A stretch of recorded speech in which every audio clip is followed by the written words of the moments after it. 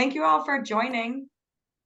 It's great to see a huge group gathered today, and I'm sure we'll have a number of people. Here's Lindsay coming in and out, so we'll admit people as they come, of course. And I really don't have too much to say other than thank you. We're all going to introduce ourselves a little more and talk a little bit, but as we get started, we are lucky to have our board chair, Zach Owen, with us today to actually kick us off for our 2024 annual meeting. I don't know, there's probably a number of you that maybe feel like me. I had to miss it because of some hearing last year, but then it's like, wow, it's a year already. It's spring, it's March. So I think it's an exciting time to all get together. So yeah, just thanks for being here. And Zach, if you're all ready, I will just turn it over to you to say hello and a few opening words. Yeah, thanks, Amy, and thanks everybody for coming. Welcome. I don't know what it's like in your area down here in Dillon. It is a beautiful sunny day, so hopefully we'll all get outside a little bit today. But yeah, welcome to the 2024 MWCC annual meeting. I was trying to think back on what year we're at, and I don't know how many annual meetings we've done, but quite a few at this point. So welcome. It looks like we've got a good program together that the staff has put together, and you, I am sure, all know the staff, but I will just name them. We've got Amy Seaman, our executive director, Terry Nichols, the watershed programs manager, and Kiera Davis, outreach and communications coordinators, all here today. And I think you will see and hear from all of them. And I noticed a couple staff members' names or board members' names popping up as I was watching people come into the waiting room. So if you're willing, able, any current and even former board members, if you want to raise your hand, we can see you, implicate you, depending. Just recognize all the people that are here. And I've got a pretty limited screen since we're sharing, so I can't see if any of you are doing that, but there have been a lot of great board members in the past, and we have a lot of great board members right now, and they do a lot of work in the background and out in the communities. So we definitely want to recognize them. And that's really all I have to say. Thanks everyone for coming. I'll hand it off to our staff. Thanks, Zach. And thanks everybody. Yes, so I'm Terry Nichols. I'm the watershed programs manager at MWCC. And I'd like to invite us all, this is as much for me as for everyone else, to just take 2 deep breaths.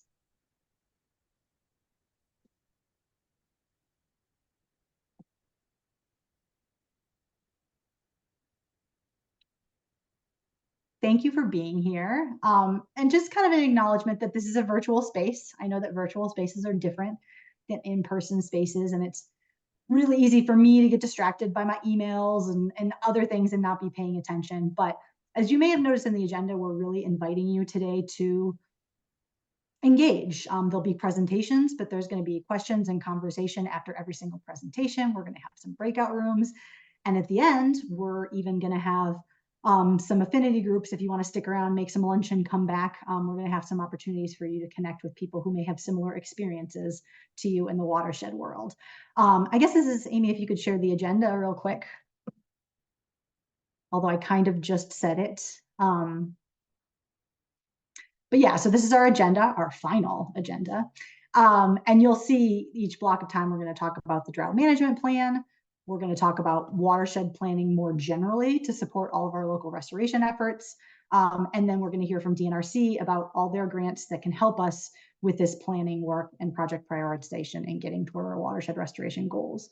Then we're going to have some breakout groups. We're going to have meeting wrap up, but then we are going to ask people, as many of you as want, to come back for those affinity groups. And the list of those groups are in the agenda.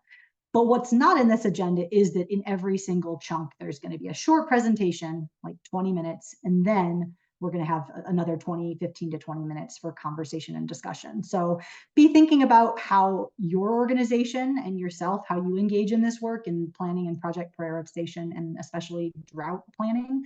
So just be thinking about that as things go along.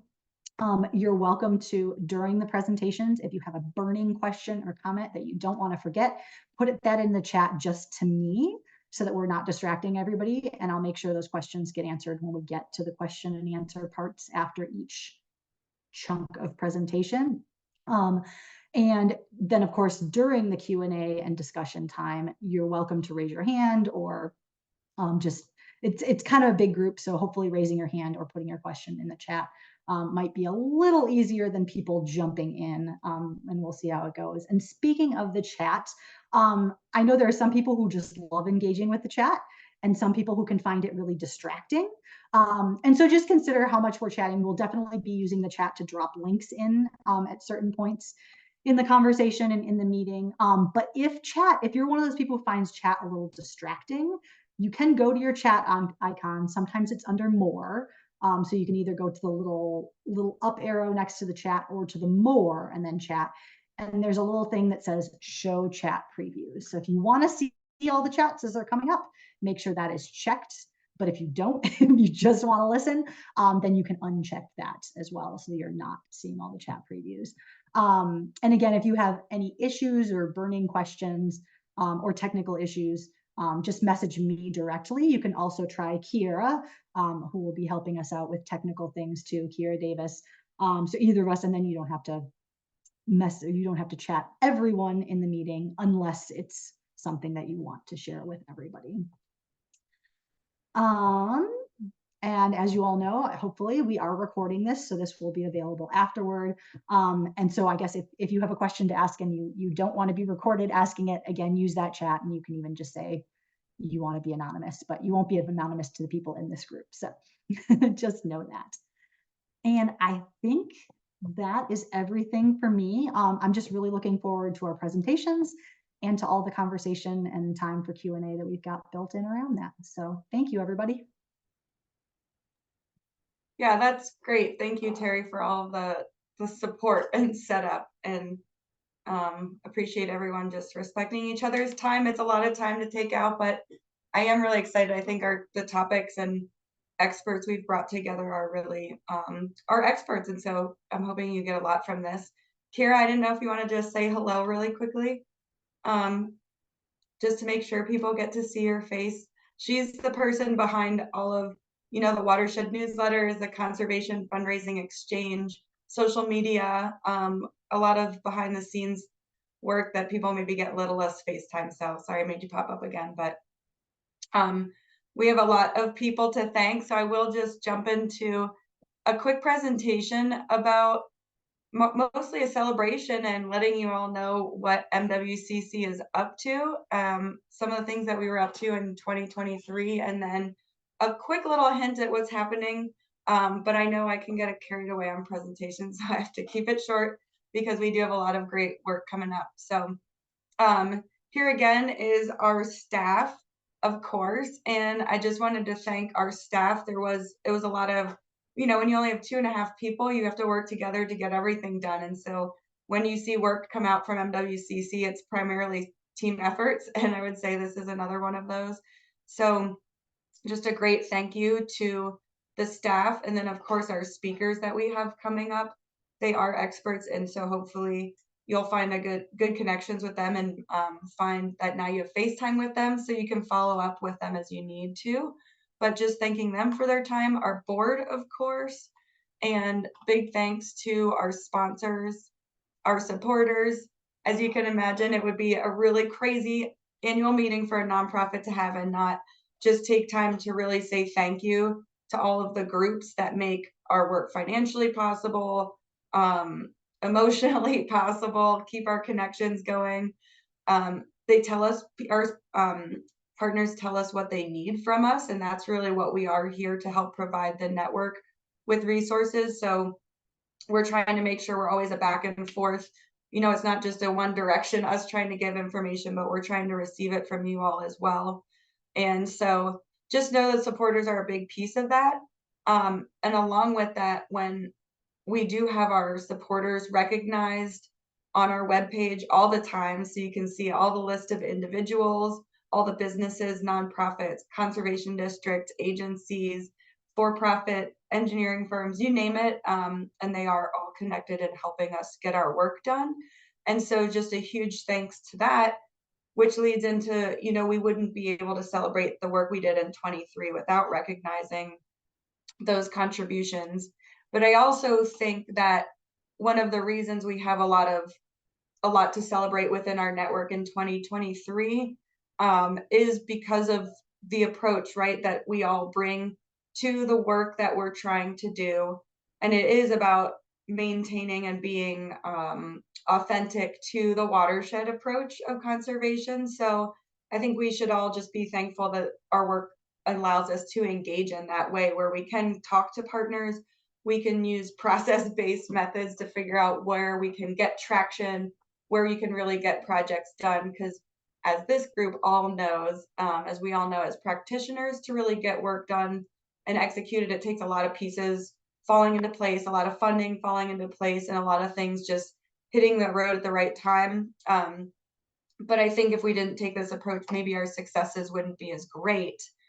And that being said, I didn't even put into a slide, but maybe you all have heard, we're now, as a nonprofit, we've done 10 years. So that's a huge accomplishment. So underlying our whole celebration and sort of our snapshot of 2023 is the fact that actually, I think just making it 10 years as a nonprofit is a huge, huge success. And so one of the other pieces I just wanted to say, yes, go us. As a nonprofit, and this may or may not resonate for those of you not in the nonprofit world, but I hope it's something that other gaps that we can help bridge, and learning that we can share, because it is hard work. And just a major celebration is the fact that we are still here operating in Helena. Sorry, trying to change my slide. We do have an office downtown. I wouldn't say I open the doors sharp at 8 o'clock every day, but we're in the office basically every day. We're trying to make it a more active space. And this is partly to say, and to remind myself to say, though, again, as a nonprofit, we have a lot to celebrate, because maintaining 10 years is huge. But also, many of you probably know, right, we went through a huge leadership transition in 2023.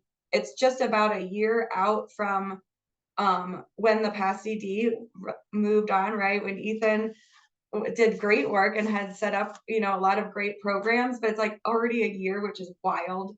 And so we wouldn't have had the successes we can share in 23 if we didn't have a very engaged board, very engaged partners.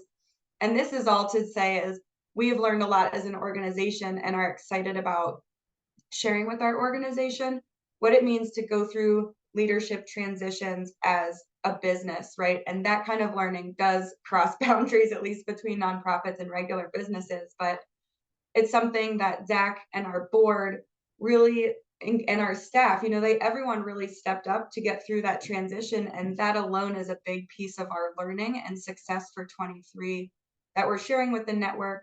And we already have started to, Zach was on a panel for the Montana Nonprofit Association workshop in September. And this is a small pitch to just say, we fill a really similar niche in some ways, where we're trying to help our network understand best management practices in nonprofits. And then how do we give that the watershed angle? How do we connect that with natural resource conservation? But it's helped us grow a stronger relationship with the Montana Nonprofit Association.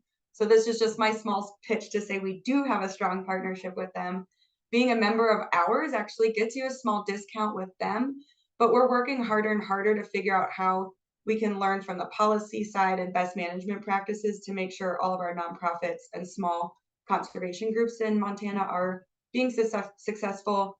And when they're being successful, learning how to maintain those successes when they do undergo transitions. Because as many of you on this network know, right, transitioning, or maybe you're hearing this interestingly as a new watershed leader, it's hard work, and transitions can be hard times to get through for organizations. So wanted to make sure time for that. And then I'll get back to some of our other successes. It's exciting to me that we have a new partner in our office. Actually, we're renting space with the Rocky Mountain, the O'Connor Center for the Rocky Mountain West. They're based out of the University of Montana, and they help with ecological range monitoring all over the West. So it's extremely strong partner. And I think they're going to be a great connection to connect you all with more actual data resources, information. They're starting to do all types of plant trainings, plant ID, and they are certainly plant and rangeland experts.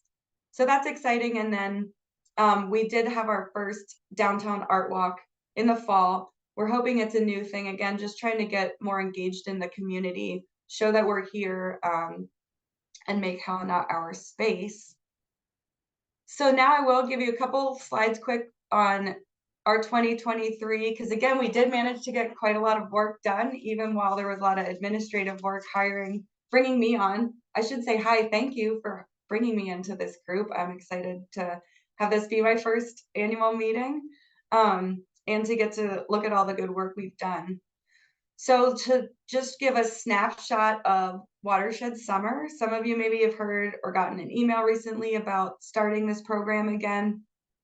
And last year was a huge success. It's going to get fired up in the summer and maybe run through September, but it supported over 26 conservation groups and actually hit 28,000 individual accounts, which is really wild. And it ended up getting 139 counts on average to the 26 groups that we helped. So just a huge push on social media, and Kira's the wonder behind that. Other quick numbers through the Watershed Fund.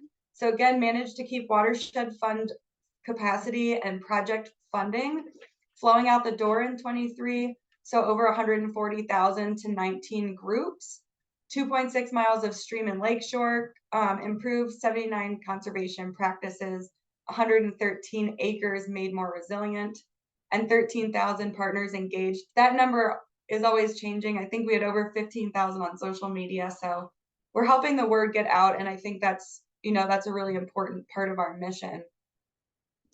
And those are just the quickest snapshots. We've maintained our Watershed Fund website and funding pages. So we're hoping that you all have constant access to our grants, other grants, whether it's agency grants or private funding. And as well, there's resources that I know I don't have time to go through all of it. So resources here, including our directories, library, monitoring resources, and a coordinators forum as well, where you can directly ask each other questions. If you're not signed up, we kept the Watershed News going bi-weekly every week through 2023, and then worked hard at the end of the year to actually launch what we're calling our Conservation Fundraising Exchange, a new bi-weekly newsletter for fundraising resources. So those two will now alternate. And because I don't get too much time to chat you guys up, but I wanted to mention that those successes and those pieces of kind of our regular programming, keeping our Watershed Fund going, is our most important, I think, program.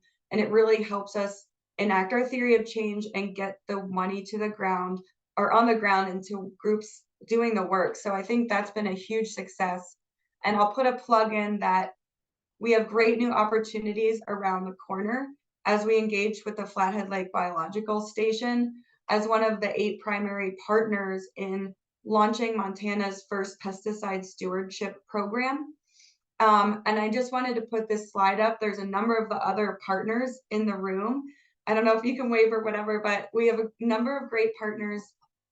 And I wanted to just briefly mention it because you'll be hearing about the pesticide stewardship program from us regularly now in our communications, possibly directly to get you connected. And it's all within the Columbia River Basin. So you can kind of see within the small map that area.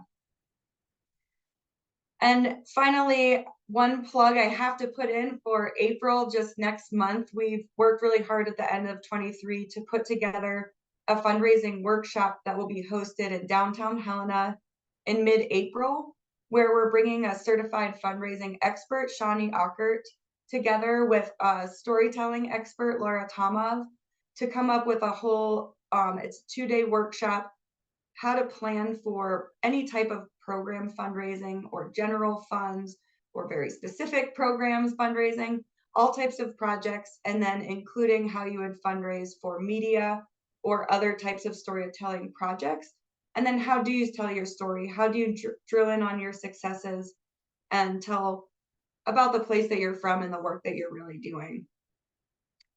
And so I should cut myself off because I know I can talk forever and get really excited.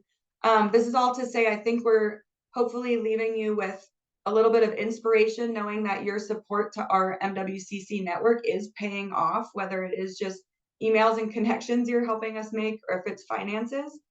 And so hopefully we can leave you with those successes as we dive into what's going to be hopefully a pretty intense meeting today, learning about what you all are working on for drought in Montana. And so I'm going to stop sharing. And if you all have questions for me, you could just pop them in the chat directly to me, and we could talk about them when we have some downtime. Otherwise, thank you for your time, and I'm going to just jump right into introducing Valerie, who is our first speaker for the Montana Drought Plan overview. Valerie, I was going to go through and try to do all of your DNRC titles correctly, but if you don't mind just providing your title for the exact basins and all that you work on. She's been on the planning team for this project, so really is an expert on what's gone into building this plan and the different pieces, so she'll be able to give us a good overview.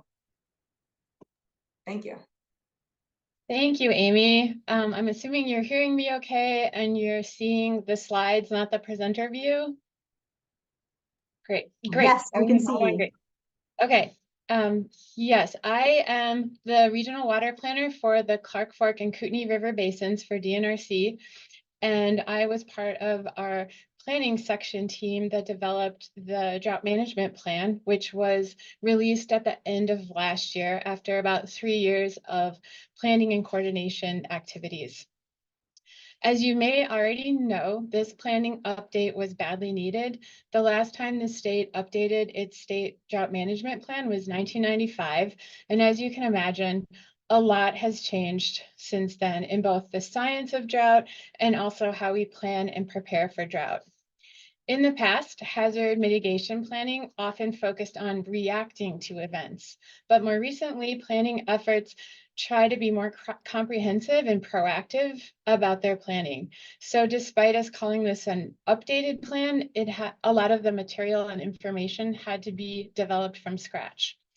And another thing I realized is that this plan is pretty long, and I know a lot of us are busy people. So I want to use this opportunity to give you all an overview of the plan and the planning process, and also highlight some of the ways that it supports local planning and action.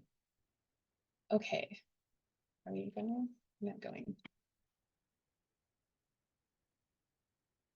All right, so starting with the vision. The vision sounds simple, building a drought resilient Montana, but conceptually, when you really start to think about it, this is a huge, huge ask. It's partly because there isn't one single action or tool that we can use. We need to think really broadly and holistically about all the different ways that we can build resilience together. There's many programs, policies, and actions, big ones and small ones, that collectively can work towards this vision. Another big consideration in this process was scale.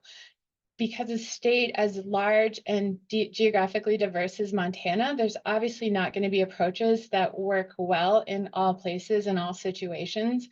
And we also know that many projects and planning efforts, the ones that are really effective in building drought resilience, are done at the local level. So then you may wonder, what is actually the state's role in building resilience? And this really comes down to us looking at the big picture and finding ways to facilitate local projects through the state's programs, policies, and actions. Ultimately, what we wanted to do with the plan was chart a way to implement proactive actions that will simultaneously both improve how we respond to drought and also incorporate better preparedness. So this required a few things. First and foremost, the plan needed to be representative of the numerous concerns and issues that water users have. So it was really critical that we involve stakeholders from across the entire state in the planning process.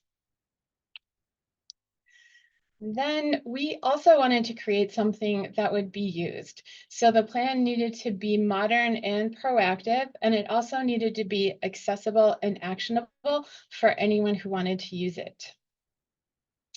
Then we also needed to update the management frameworks for both monitoring and drought response, but we also needed to evaluate and endorse the programs and policies and actions that would reduce the impacts of future drought through better preparedness and response. And then finally, last but not least, we needed the plan to be more than a book. Books are great. I love books, but they do spend a lot of time on bookshelves. So in tandem with the plan, we developed a website, drought.mt.gov, to serve as a dynamic platform for drought information from across the state.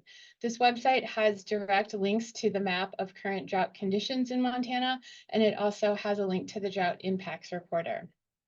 It also has resources for monitoring, planning, and funding, and the entire plan and its appendices are available for download at the site.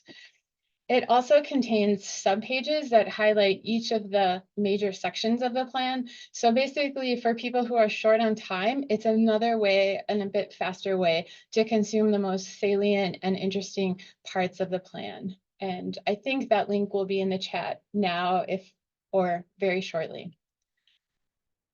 Okay. As I mentioned, it was really important that the plan be inclusive of all the people across the state who either use water and or have roles in water management. So a lot of different people were involved in the plan development. And I want to give you just a brief overview of that. We had an interagency drought task force that consisted of 7 representatives from state agencies. And this task force was able to provide general guidance throughout the planning process and leadership, and also information on how state agencies prepare for and respond to drought. We also had approximately 150 people volunteer to be part of 7 geographically based regional stakeholder groups, and they met throughout the planning process to discuss drought impacts, community needs, state programs, as well as proactive strategies to build drought resilience. There were also more than 60 people who volunteered to take part in one-on-one interviews, and about 245 people who responded to an online survey. And both of these were done to help us better understand Montana's drought vulnerabilities, as well as potential adaptation strategies. We worked with numerous technical advisors on the plan, as well as 5 different private contractors on different components of the plan. And then several other contractors helped with things like photography, editing, and layout and design. Then we got a lot of help vetting the plan, particularly the recommendations. Numerous people from government agencies, universities, nonprofits, tribes, and many different water users. These people reviewed text and offered ideas to strengthen the plan and ensure its accuracy. And then, as you may be aware, the plan was released for a 45-day public comment period last summer, and those comments were great. They were all really instrumental in how we revised and improved the plan to get to the end. So I want to reiterate my thanks to everyone who participated in the planning process over the last few years. We really appreciate your insights and dedication, also your patience and enthusiasm throughout this process. It really helped us make this plan become a reality. So thank you. The first main section of the plan is drought monitoring and assessment. And this section, first of all, documents Montana's weekly drought monitoring and assessment process, which you may know is directly linked to the U.S. Drought Monitor, which is then linked to federal drought relief programs. So it's really important that we assess and characterize drought conditions both accurately and timely. Montana's process is nationally recognized for its collaborative approach, but it hadn't yet been formally documented in a plan. This section also has a lot of useful information on how drought is monitored, so the indices and indicators that are incorporated into assessment. It also provides a lot of context and guidance for applying them in different seasons, as well as different timescales. And it has a lot of resources for local drought monitoring. So if you're interested in getting involved in state drought monitoring or starting a local monitoring program, this section will help you understand the different indices and indicators and how to use them.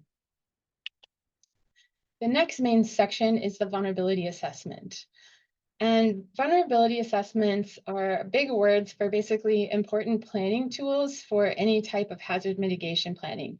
What they do is they identify the underlying structural weaknesses or vulnerabilities in a system. Because if we can find these vulnerabilities, we can then take proactive actions that will lessen the impacts of future droughts. However, we should note that drought is a pretty complicated natural hazard because unlike things like hurricanes or wildfires, it's typically a slow-moving phenomenon that can extend for months or even years, as we know. And we often don't know the full range of the impacts of a drought until it's over. And these impacts tend to be very complex and they permeate so many aspects of our lives. So it can be difficult to actually untangle and identify all of the underlying weaknesses. But it's still a useful exercise to do because they are useful planning tools. They help us understand what it is that we're actually planning for, and they inform the development of both our response actions and the adaptation strategies. They can help us make comparisons of vulnerability across the state, and they support local and state, both decision-making and planning. So to assess Montana's drought vulnerability, we broke water use down into 5 main water use sectors: agriculture, conservation and land management, energy and industry, planning and community development, and recreation and tourism. And then we used 2 complementary approaches. The first one used publicly available indicator data to calculate a vulnerability score for each county in the state. And this allowed us to develop these maps of vulnerability for each sector. So here's an example from the agricultural sector. And I want to note that on the website, you can access these maps and all of the data in greater detail. And you can even look at the relative amount of vulnerability over each season of the year. Then we also solicited information directly from stakeholders using one-on-one interviews and an online survey. And then we analyzed this information to look for common themes. These data were used to develop narratives for each sector, along with compelling stakeholder quotes, like this one that documents an agricultural impact about the high cost of purchasing hay during drought, and then also quotes about responding and adapting to drought, like this idea for filling gaps in drought response, again in agriculture. I want to note about vulnerability assessments that there's no right or wrong way to do one. And this blended approach that combines quantitative and qualitative aspects isn't one that I've seen in other drought plans, but I am really excited about it because I think it really gives us a comprehensive picture of drought vulnerability in Montana by integrating this indicator data with actual lived experiences of people. And I think a lot of this information can be readily incorporated into local planning efforts. Okay, I'm going to gloss over the next 2 sections. They document how Montana manages and responds to drought when it occurs. So the operational and administrative framework describes who does what and when. And then the response actions lays out 5 updated stages of drought, and these are linked to the U.S. Drought Monitor classifications, and they describe all of the actions associated with each of these stages and includes the responsible entity for each of these actions. And then the last section I want to talk about is the plan's management recommendations. And these are the programs, policies, and actions that I mentioned earlier. These are ways that we're going to reduce the impacts of future droughts. I also call these adaptation strategies a lot, in case you're confused. So this section really has the most influence over future water management and drought resilience. So we spend a considerable proportion of the planning process to ensure that these are both comprehensive and effective. I want to note too that these recommendations are not DNRC driven, but they're really the product of a lot of public meetings, of the interviews, survey responses, and the numerous conversations that we had with stakeholders from all 5 water use sectors, as well as the input we got from the 7 state agencies on the drought task force. The recommendations are grouped into 7 broad categories that span many aspects of water use and management. And together, what they do is represent a wide-ranging menu of ideas and options for building drought resilience. Many of them propose changes to specific programs or policies that would either remove barriers to or otherwise better support local level action.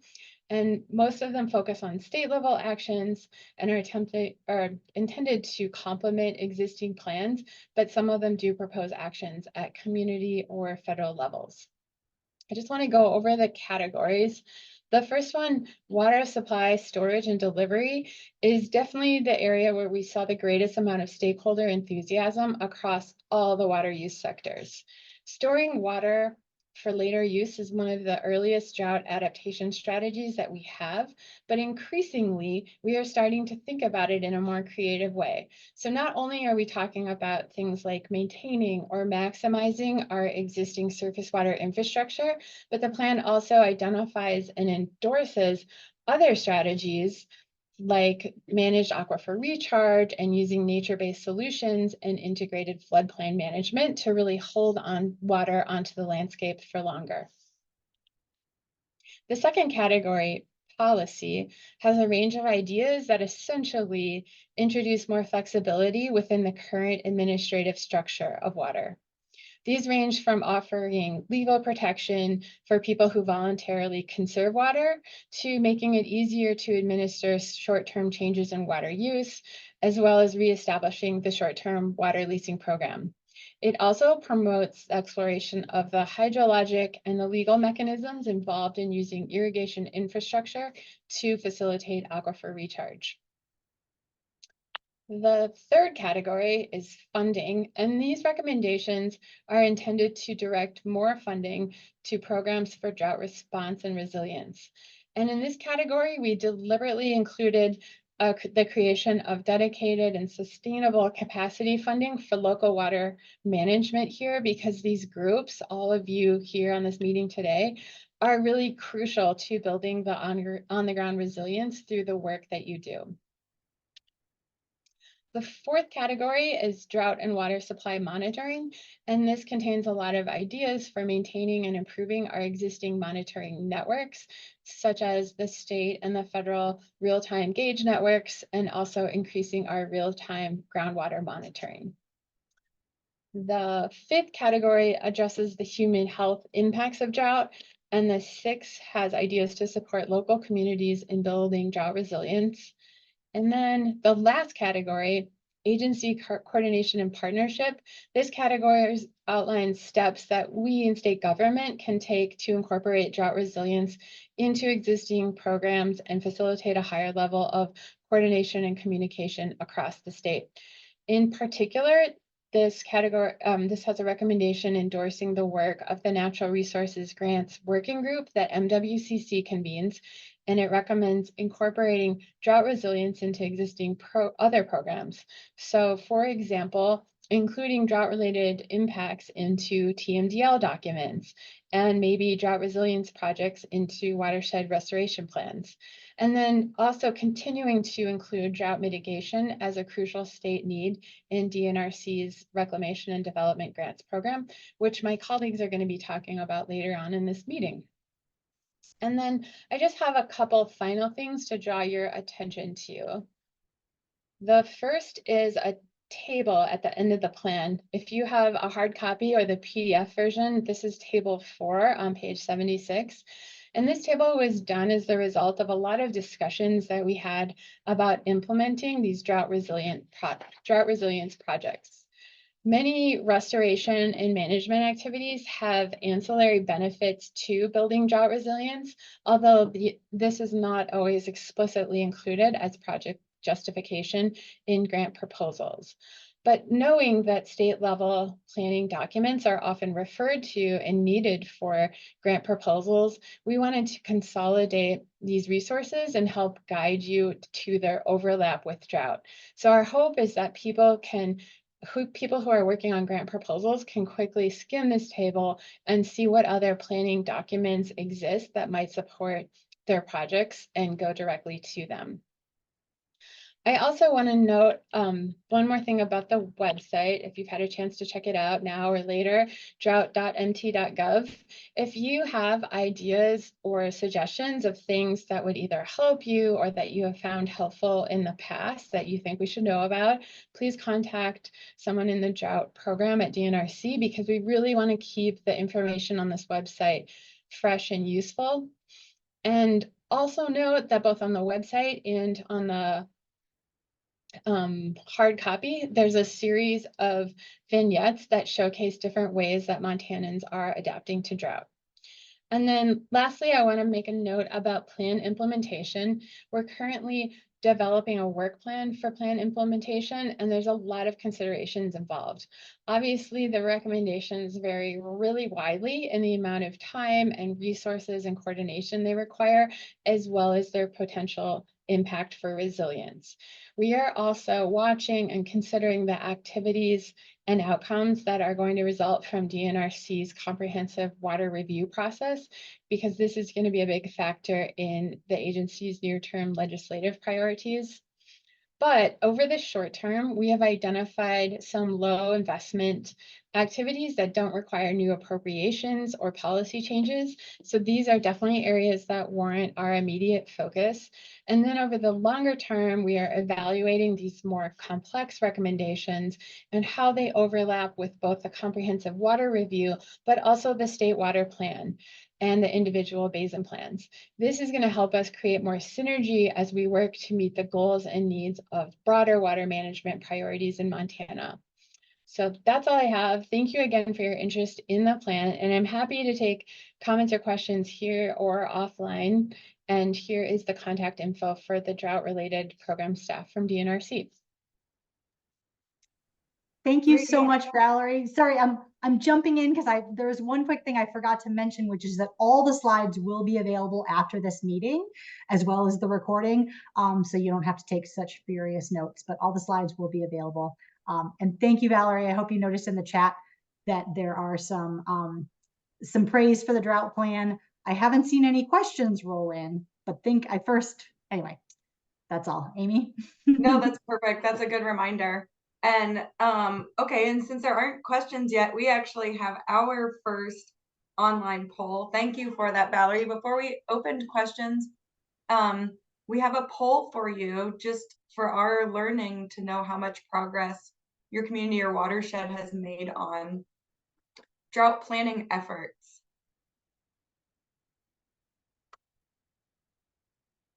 And again, it's primarily for us just to understand kind of where we're at as a whole, if there are certain hangups to why we are where we are or interest in changing where we are.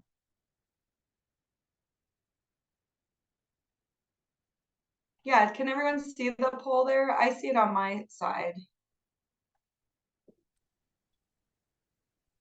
Amy, it opened and then closed right away.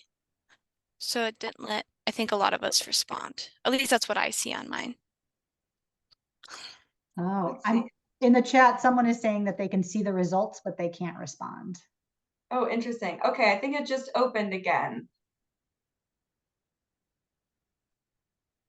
This looks like it's working a little better. Thank you, Kira. Nice work. It seems like it just closes kind of quickly.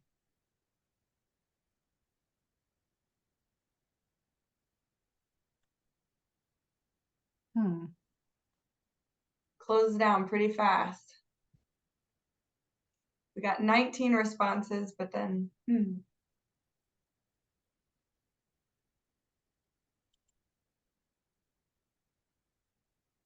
Hmm. Hmm. It's like it's working for some people and not others. I don't know why. That is very interesting. Well, I'll read the answers to this one and we'll be able to see if we can get the next one up. We can try again at our next questions. But what I see right now, we have 19 responses. And it looks like the majority are in the beginning stages of drought planning, but it could dry up. So maybe this is a good, perfect time for the meeting to see why it's important. Or I think one of the great things I heard Valerie was saying, you know, especially thinking about how drought management planning can be incorporated into the other plans that maybe do exist in your watershed or that you are working on that can be brought together. So sorry about that. We'll work on fixing that poll up. We'll open up the floor for questions. Terry, did you get any in the chat there? Yeah, no, still no questions in the chat, but feel free to raise your hand or drop question in the chat, or if you don't know how to raise your hand, just chime in.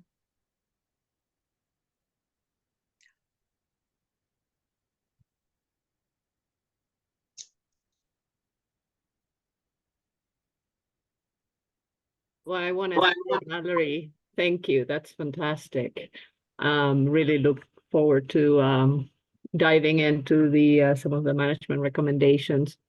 We've been hearing a lot about, I've been hearing a lot from some farmers too about, for instance, the concern of dumping, say, $9,000 in nitrogen to get the, into the soils, to get the wheat protein levels that are required so that you get, your wheat for a certain market versus for livestock, which is financially not very viable, I hear.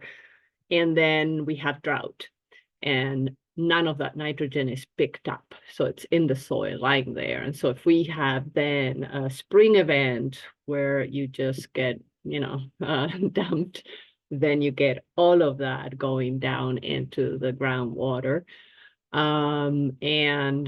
One consultant was raising the concern of nitrogen levels in our groundwater being associated with a lot of human health concerns. So I was wondering if that is something that you heard, and I'm sorry, I wasn't part of your management plan, so I don't know. Is that something that you heard about, or is it a concern that you've heard about? I'm definitely aware of nitrogen as being a concern, and I think that someone from the Department of Ag or DEQ possibly could probably address that specifically for Montana. But I will note that in the funding category, because we tried to be holistic, we were also thinking about ways that land management can build drought resilience. So we suggested creating a program that's already been piloted in Colorado, and it was actually started in Illinois. It's the STAR program, I think that's right, for soil health. And so trying to create something similar that would work in Montana that would really incentivize and encourage more soil health practices, which would be helpful in needing less fertilizer application in the future. So hopefully mitigating some of this problem.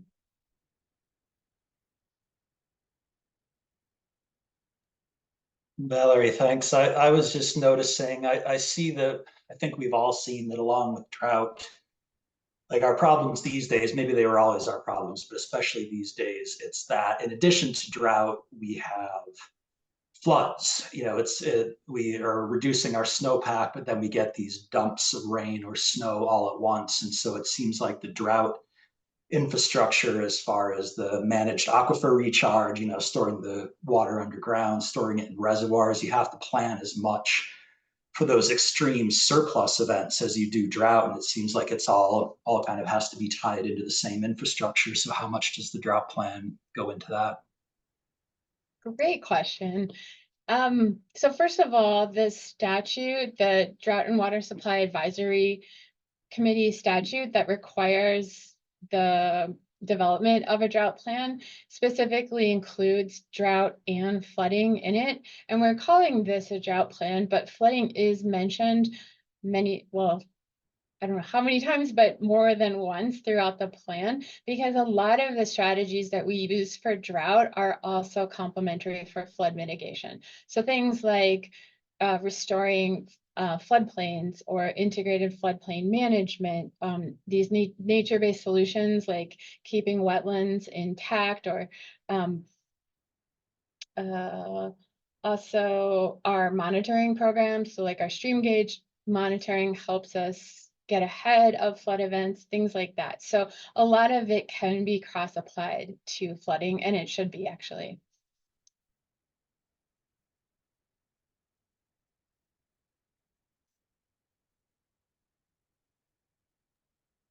And this is not a question, but in the chat, as I think a lot of us know, the Blackfoot Challenge has a drought management plan that they've been using for a long time, some voluntary restrictions, and they're just continuing to work to address the Milltown water right with the Confederated Salish and Kootenai tribes.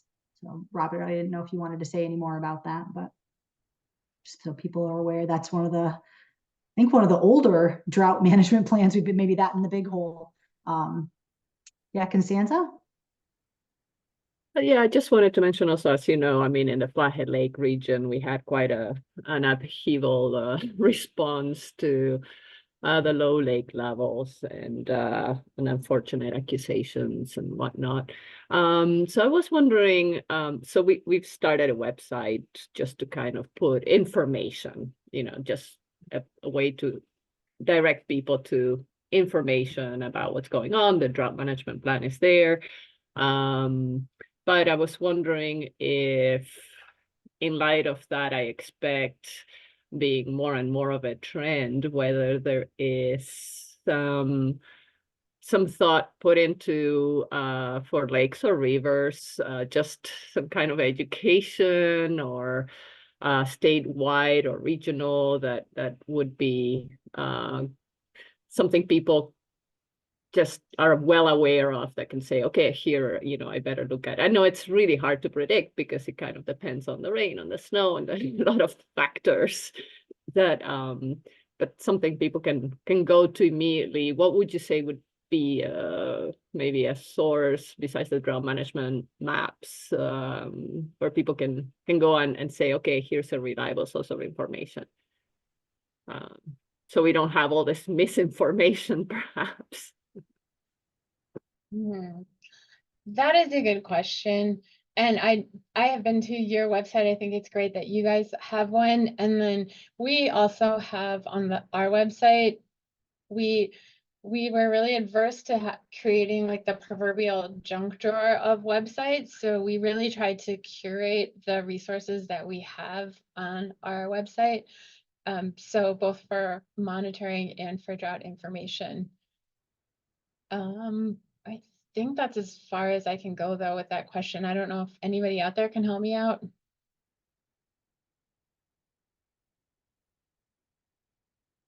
I do think it's something we need to do better at in the future.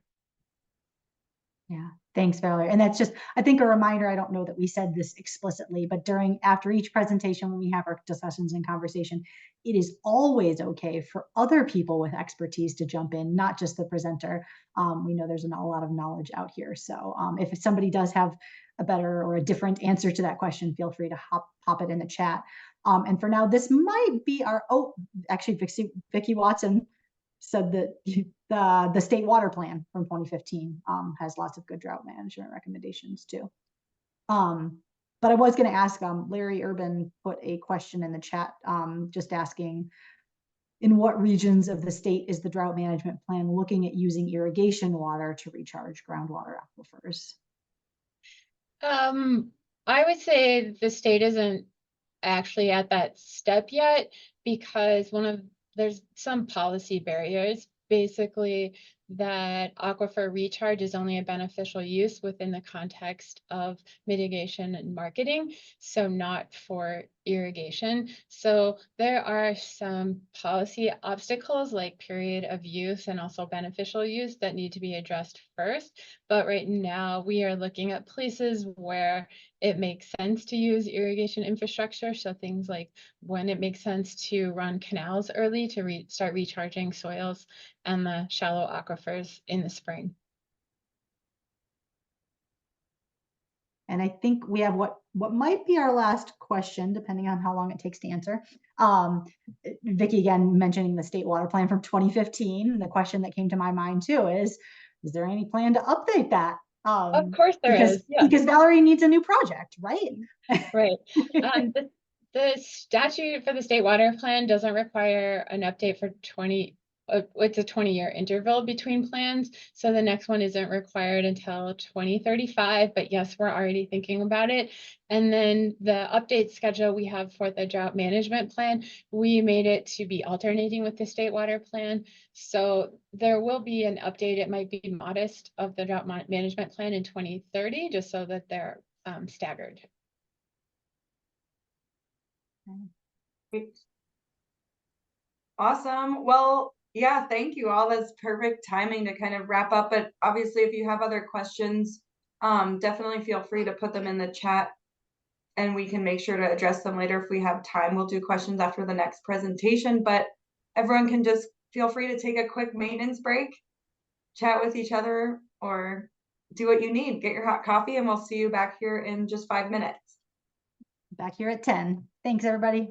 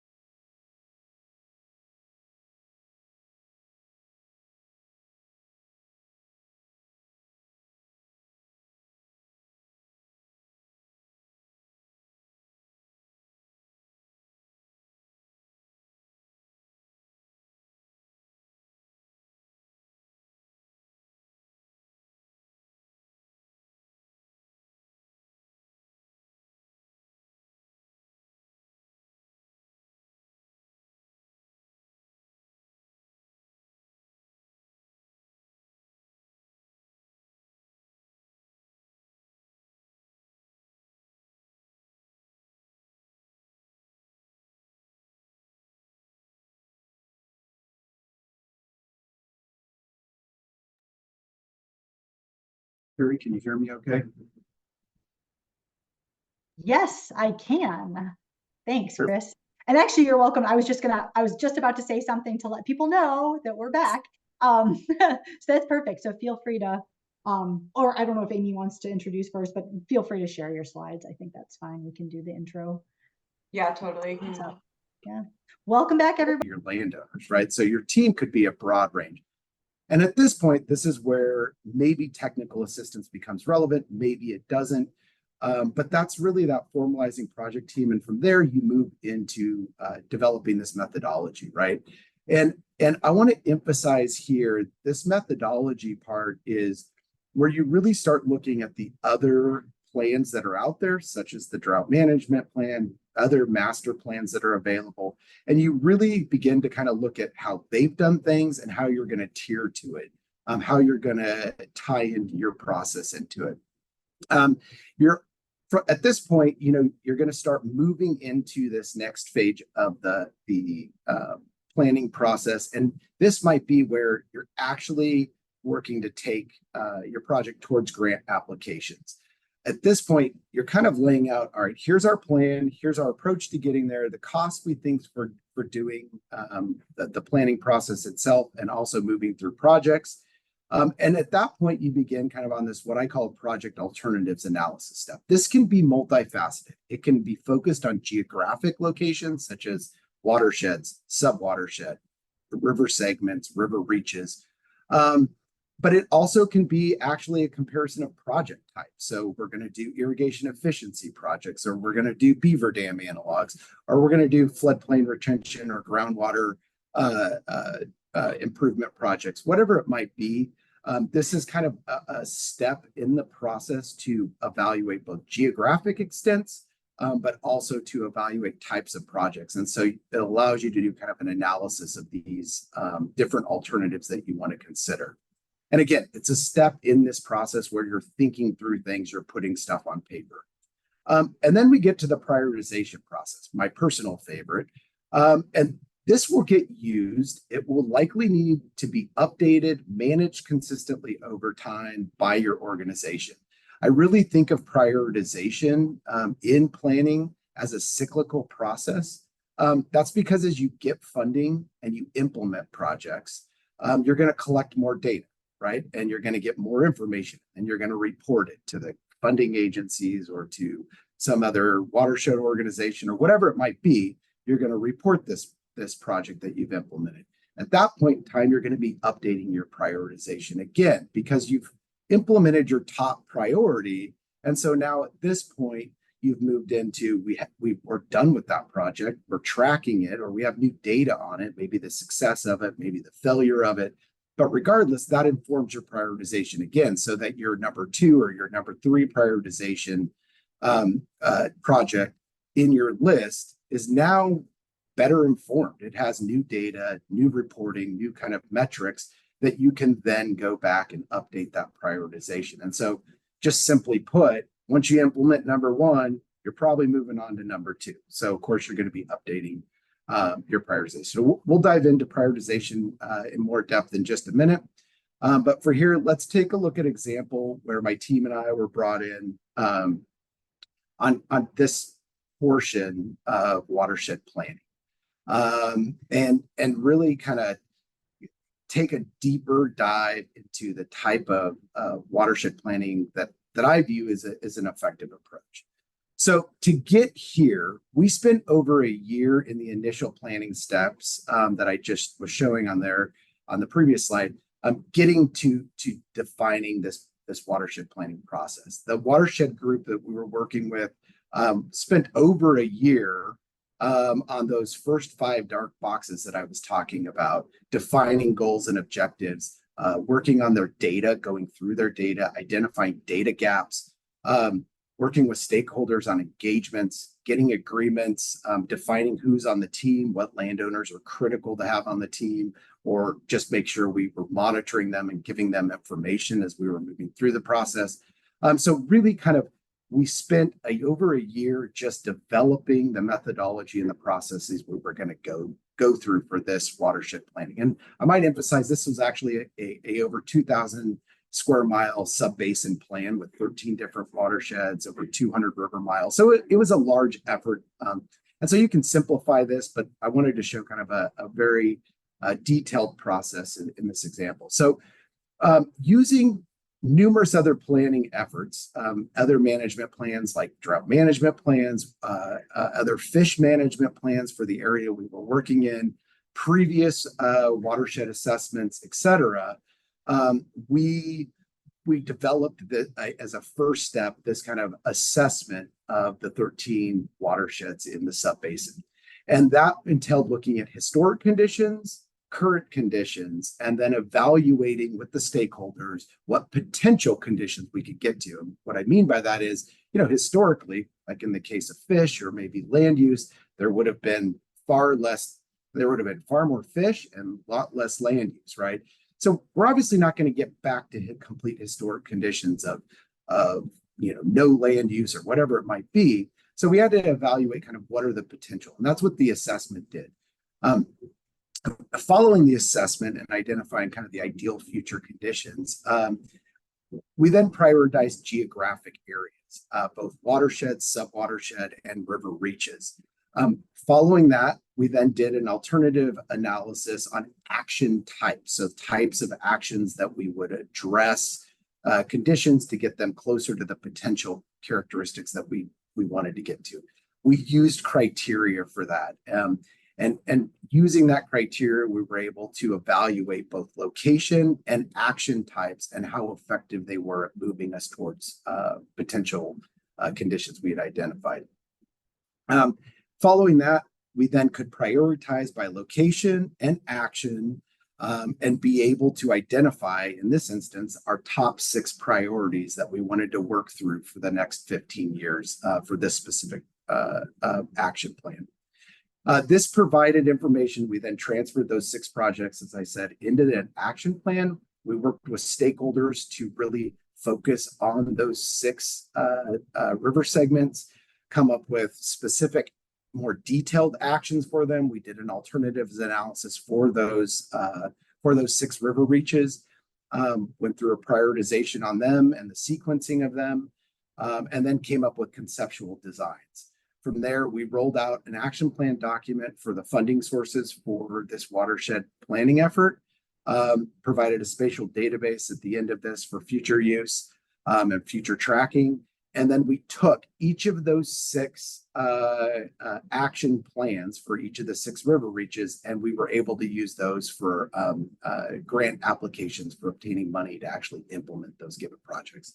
I want to make an important note here. An additional step that we had in this project was to update other management plans. I don't have a drought management plan listed here, but there was other management plans that we actually use these action plans to help inform on, and simultaneously create new action plans specific to those locations. So this process kind of lends itself towards additional planning. And I don't want to say we're just like creating plans to plan, but when you take these actions, such as, aquifer recharge, or you're doing PALs in a given area, you need to lay out some things for adaptive management if something goes wrong, or if you have neighbors that end up having concerns about it, or if you want to set forth some sort of procedures for how we implement these type of projects, right? And so that's why we have these additional planning steps in here.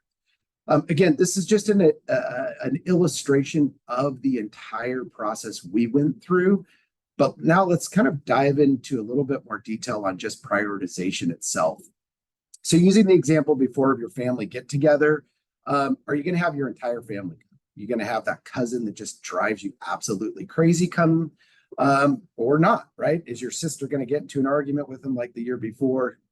You got to kind of start thinking about that. That's prioritization, right? You need to prioritize this and make sure that you have the right people coming to this fantastic family get together. So in essence, prioritization, it's focusing around what's important, right? It's making sure you're doing efficient use of time, that you're looking at, again, the locations, that you're making sure they meet with the goals, objectives, and priorities of your organization. You're evaluating this because, again, it's a lot cheaper to do this thing in a spreadsheet or on in a Word document in a table, or even on sticky notes on a whiteboard, whatever works for your organization. It's a lot cheaper to do it that way than to go out and just start trying to implement things, chase funding without actually thinking through it, et cetera. And most importantly, most funding sources, as we all know, require you to show your work. You got to show that we've evaluated things, that we've prioritized it, and that we're not just asking for random money for some project that's our hope and dream and aspiration. So prioritization takes recommendations, ideas, solutions, alternatives, and actions, and then evaluates them and identifies them in light of goals, objectives, and priorities to determine where we should focus our effort. So here's just kind of, in my view, how I go about prioritizing these kind of the plans to get to projects on the ground, right? Is I start with geographic delineation, whether it be at a subbasin, a watershed, subwatershed, river segment, river reaches, geomorphic reaches. This is going to be dictated by other planning efforts like drought management plans or other kind of state plans, as well as local plans, right? Each of these things are going to help you filter through. You can use databases, GIS, fancy stuff. You can use spreadsheets and make it super simple. I've used tables with sticky notes before. I mean, there's all sorts of ways to do this, but basically you're trying to use information from these other sources. And I think of from Valerie's presentation, that table 4 at the end, where it just lists tons of other plans that are out there. That's exactly where I would start if you were asking me to help you kind of identify how to prioritize. I'd start with those other sources. And then you filter it down to, okay, here's our top geographic areas that we feel are most important based on the criteria that we're going to use for this, right? And then I kind of make a list of recommended actions, put that in light with the geographic prioritized areas, and together I can build almost any sort of prioritization tool. So let me show you some examples of how this actually looks. You don't need to kind of see all the information, but what you can kind of gain from what I'm trying to show here is that, and I like the laser pointer and PowerPoint, so we'll use it, is, we have watersheds and subwatersheds over here, and then some kind of criteria. And this is up to your organization across the top. And all it does is that you use a point system across here. You document what that point system is. And you come up with a way to rank each of the subwatersheds or river reaches or whatever your geographic units are as your kind of prioritization. So that's, I view that as kind of the first step in this prioritization process. Step 2 is I come up, again, this is in Excel, nothing fancy, with on the left, you don't need to read it, but on the left side of this is just for this given geographic area, here are the top things that we rank it as. It's got great fish, it's got great landowner engagement, it's got great opportunities. Joe down the road is fun to work with. Whatever you want to create is kind of that first step in the spreadsheet. And then the second step in the spreadsheet is just different types of action lists. And you give it, I mean, this is a simple example, 0 through 5 point score, so 0 through 2, whatever you want to do. Kind of have to play around with the math depending on the number of things you have, but you're smart, you'll figure it out. You go 0, 1, or 2 or whatever, and you end up tallying up at the end of this type of example a point system for the number of types of actions that you actually can do in a given geographic location. And what does that look like from there? I was just showing you kind of how you might do a simple point system for types of actions. Well, here is an example where we've done that, and then we've done that for multiple project locations, right? So we have these different geographic reaches across the top here. We have the different types of actions that we've identified and the points that are coming from them in here.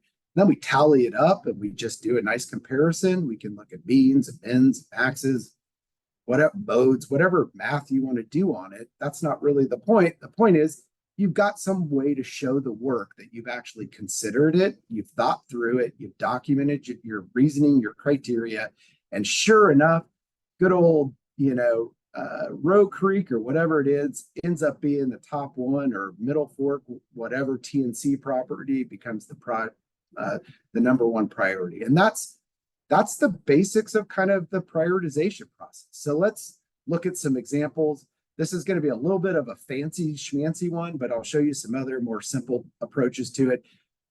Over on kind of this left side, we've got just some geographic locations. Again, we have kind of our criteria across the top. We have some sort of point system going through here. This again is kind of a fancy one that we did. We then prioritized the geographic locations using those the points. And then we have another spreadsheet where we come up with all sorts of action types for each of the geographic locations. We end up putting all sorts of stuff in here, types of actions. For this, again, this is kind of a fancy one, right? We do a lot of different types of activities and have weighting scores for each of those activities. And then for this particular project, we actually incorporated feasibility scores, cost scores, intensity, how much like bang for the buck we get. And we just documented what our reasoning was, what our basis was behind all of these point systems. We did some nice little fun color coding that you could do in Excel. Get nothing, I don't think anyone on this call isn't capable of doing. So just go in Excel, create it however you see, and you have action types and they're kind of point scoring for each location. From there, you can then make a really fancy graph that just is fantastic for grant applications. You can say, in this instance, you know, for this, we've laid out all of our river reaches.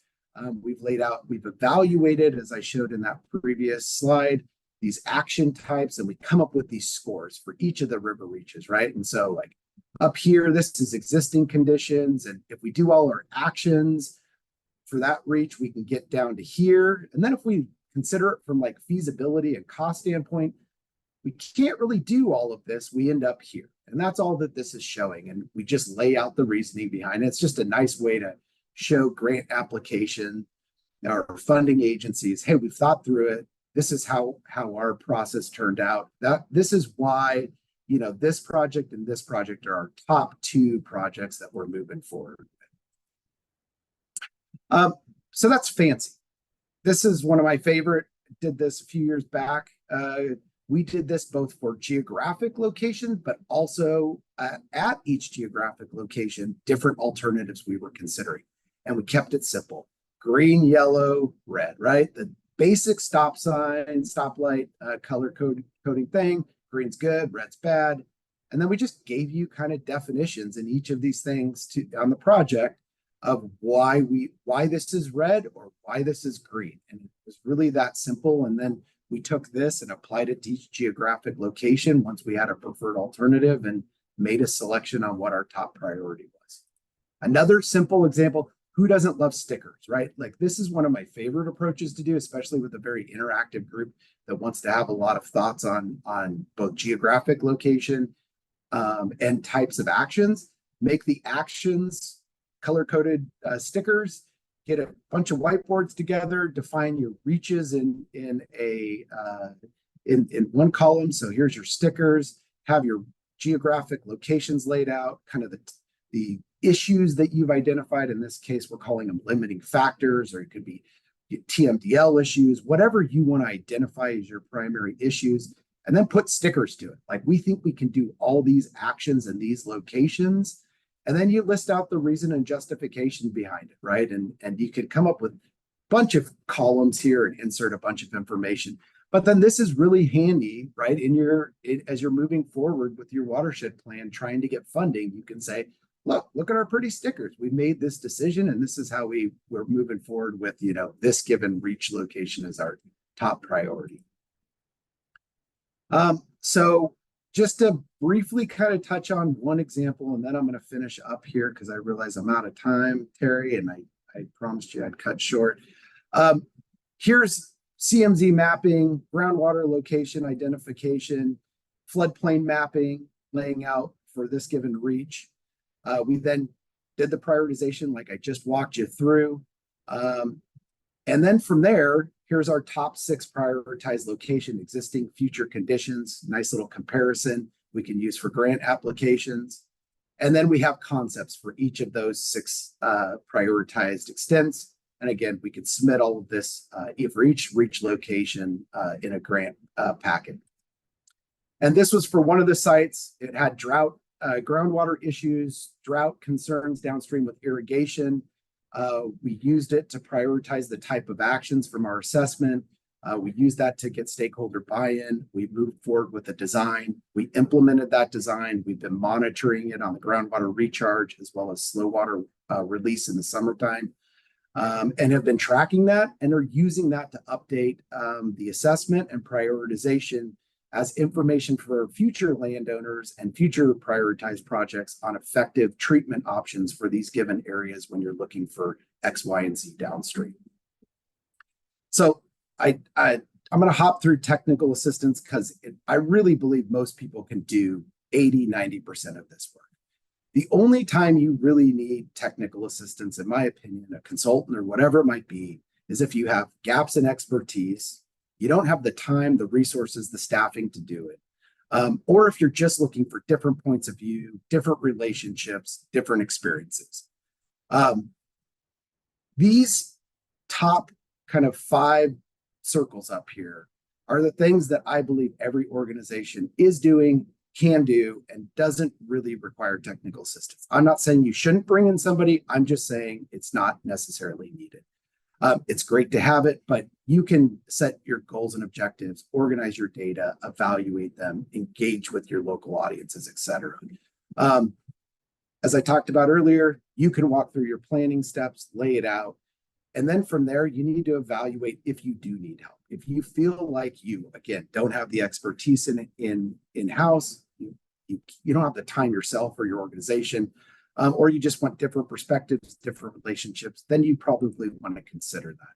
And so again, I emphasize, do you need it? Gaps in expertise, human resources, different points of view. Benefits, consultants, technical folks, they're going to bring a certain level of expertise. Their contract's going to really hone in on the specificity around what they can or can't do. What that contract says is going to be the guiding light for that technical assistance.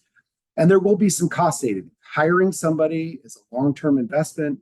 Usually bringing in a consultant or technical assistance short-term, it's going to be a smaller set of money, although it may be a bigger investment up front. It's a longer-term savings. But the cost of that are consultant or technical assistants can be very focused on their scope of work. It's going to limit their flexibility, and they're only around for that given project in all likelihood. So the questions you need to ask are, is it within our scope and schedule? Is this something we can actually get done ourselves? If not, you may need technical assistance. You should consider the costs of doing this. Is an employee's salary more, or is hiring a consultant more cost effective? You should determine level of control that you actually want for your organization. Maybe it'll be better for an employee to do the work or yourself to do the work versus bringing someone in from outside. And then again, the skills gap, do you have it? Do you have the availability, the time, the resources, or do you need actually that outside expertise? And then last and most important, I think, is the dynamic with bringing someone in going to fit within your organization? Is it going to fit within your watershed? Is it going to fit with your stakeholders? And so those are the questions to really ask yourself as you're evaluating if you need technical assistance or to bring in some outside resource. And so in conclusion, now you know that family occasions, my sister probably plans everything in our household, which is the best choice. But I've walked you through planning, prioritization, and technical assistance. I know it's been kind of a fast journey, but in short, really, I think if I could just boil it down, just sit down with a spreadsheet, a table, a piece of paper, work through kind of your objectives, your goals, your priorities, and just come up with a simple approach that's going to work for your organization over the long term, and is something you can manage over time. And that's kind of the key to the prioritization and planning process, in my opinion. Thanks, Chris. Thanks, Chris. I think let's hold off on the poll for 1 minute in case we have questions from folks. But I just did want to point out that I kind of asked Chris to put that technical part on at the end about consultants. I do not think Chris needs any additional consulting work right now, but he has offered if anybody wants to talk to him just briefly for free, just to pick his brain. He's available. And we will show those very detailed slides out too. I haven't seen any questions in the chat, but does anyone have questions they'd like to ask?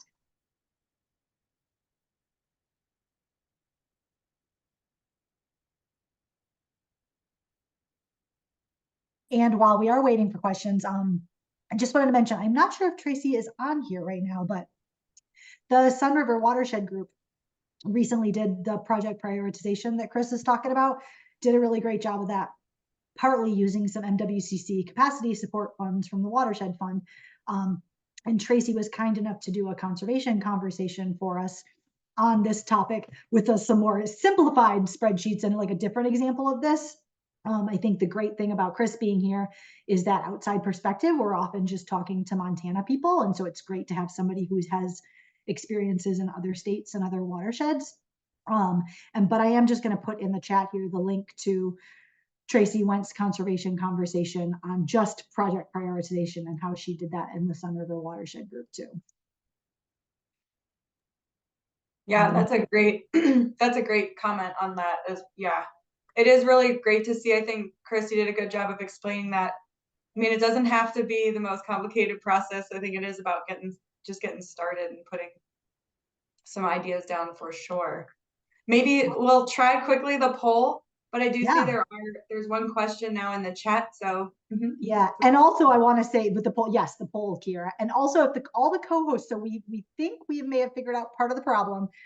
If all the co-hosts, if you are a co-host or a preventer, don't touch the chat. Don't do anything. Just take your hands off the keyboard. That might have been our problem. Not sure. Let's give it a go. Yeah. Because this question, so what is your organization's experience working with consultants on watershed planning and or project prioritization? Same thing, just to get us a good idea of what type of experience we have in the room. Because it'd be awesome to hear in this next question section, some good, bad experiences or thoughts. I know from my perspective, it seems that it can be just hard to plan for because it is an added expense and maybe it's hard to figure out exactly when you'll need it. And then timing is always a consideration for finding funds. Yeah, and let me know when those results are in. But like I said, we do have one question in the chat here too. It looks like it's working a lot better, I think. Yay. If people can still see it. We have 26 answers this time. I'm not going to touch it.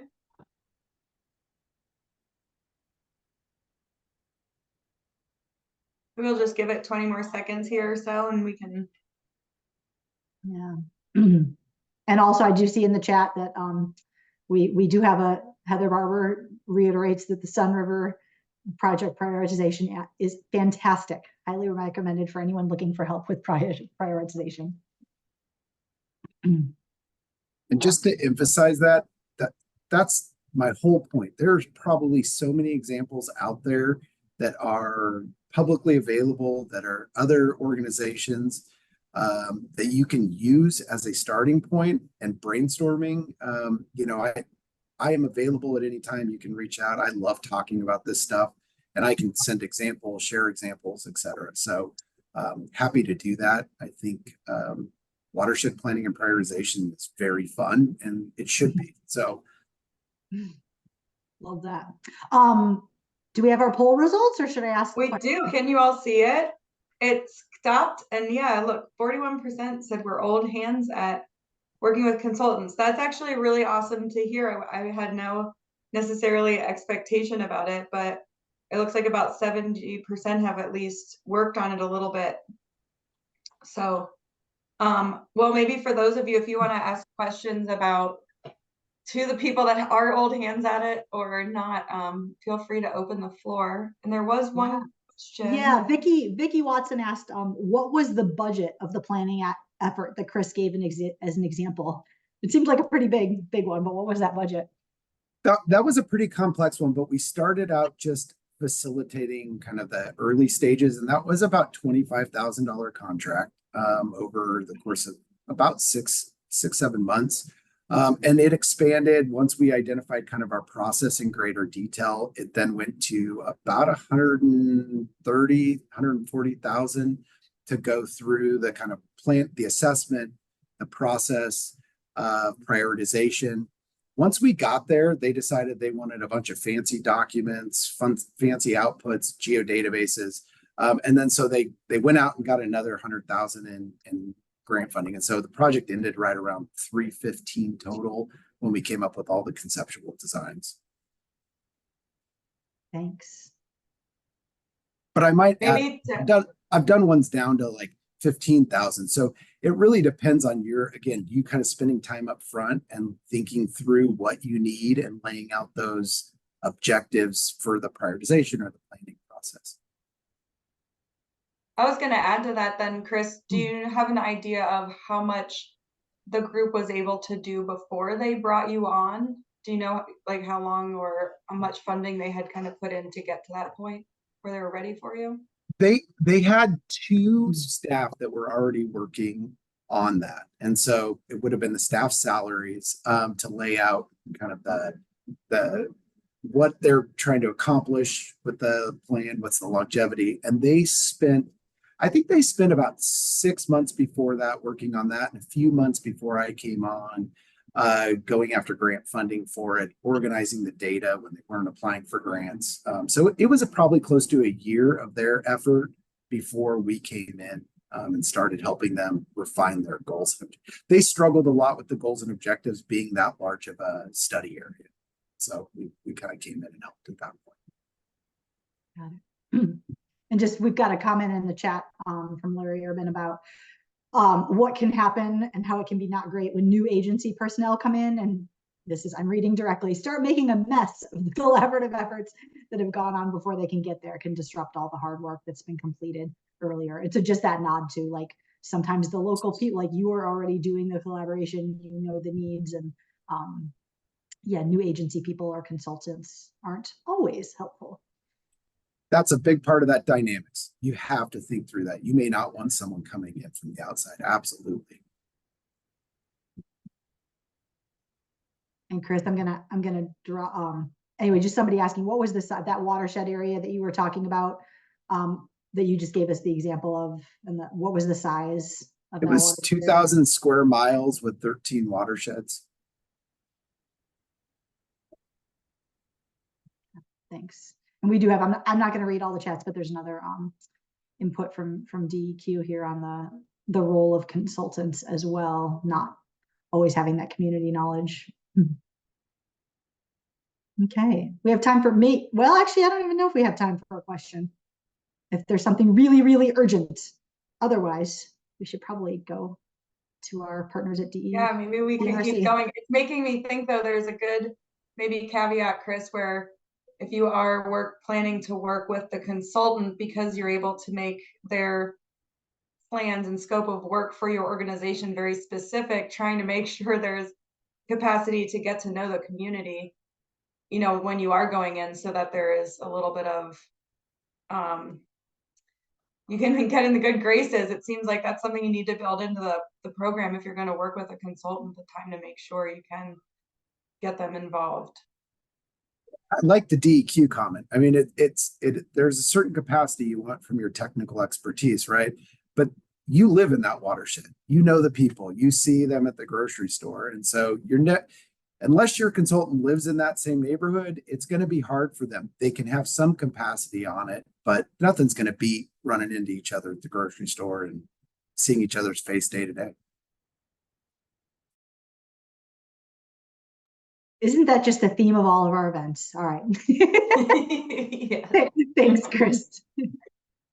Yeah, thank you so much. And we are going to just move right into our next conversation about using DNRC planning grants to achieve our watershed restoration goals. And so we actually have a small panel here of DNRC staff that are going to touch on a number of different topics.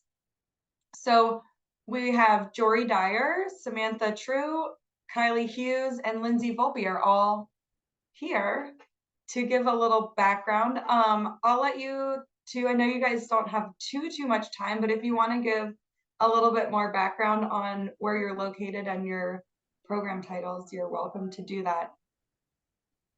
Sure, thanks, Amy. I'm going to start off. Hi, everyone. My name is Lindsay Volpe. I manage the Renewable Resource Grant and Loan Program at DNRC in the Conservation and Resource Development Division. I have been here for 12 years. Seems like my whole career, but only just a part of the work I've done for the state. And Chris, I just want to thank you for your presentation. I was really excited how you laid out all the information that goes into planning and how important that planning component is. And also it's a great shift into the technical world, into the funding world.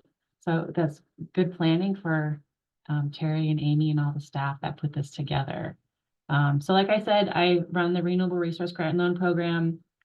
Kylie Hughes and Melissa Downing are also part of this presentation team, and Kylie probably can't join us. She had something come up. And then we also have the the Reclamation Development Grant Program that I will pass this off to when I'm done with my quick overview. So the work that we do at DNRC is mostly our focus is to work on renewable resources and natural resources. So our work focuses on those type of projects, and we connect with watershed partners and work with them, and it's really essential to achieving our funding outcomes. So this is a great opportunity to collaborate. I should also say that I'm a former board member, so I'm really into the work that you guys do and support all your efforts and collaboration, and it's a great way to connect. Okay, so since 2021, our division has provided over $300 million in conservation funding to the state. So that's a huge lift for us, and it's only because of planning.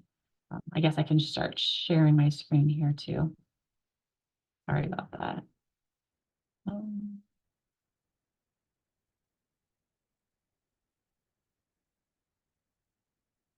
Okay, sorry. How is that? Good, okay. So that work is only because of the result of planning, collaboration, and partners. It's never too early to start planning, and Chris really touched on the steps and how long it might take to plan. So we think about 2 years as how long it usually gets a project on the ground. And I'm sure there's other funding partners, and we could have a whole funding presentation for 4 hours, but I'm just going to touch on the work that we do in the Renewable Resource Grant Loan Program. Okay, so funding options for watershed work are pretty simple. The program focuses on projects that conserve, manage, develop, and preserve renewable resources. So of course that starts with planning, right? So we have planning grants to support the watershed projects and every project, but it's really that key support to getting the watersheds in place and also work on their initiatives and planning. And then we have a new technical assistance program. So thanks for Chris for talking about how important technical assistance providers are. And then we have a watershed management grant program. All these programs lead to our project grants, and then that work cannot be done without our partners. Here's a quick overview of planning grants. So our planning grants are funded through divisions of local government. So it's all the locally supported and developed and managed boards and districts. We also work with tribes and state governments. We have, of course, they all conserve, manage, develop, and preserve resources. So we have that as our background on what we can fund. But in addition to preliminary engineering reports, technical reports, and updates, we have resource services grants.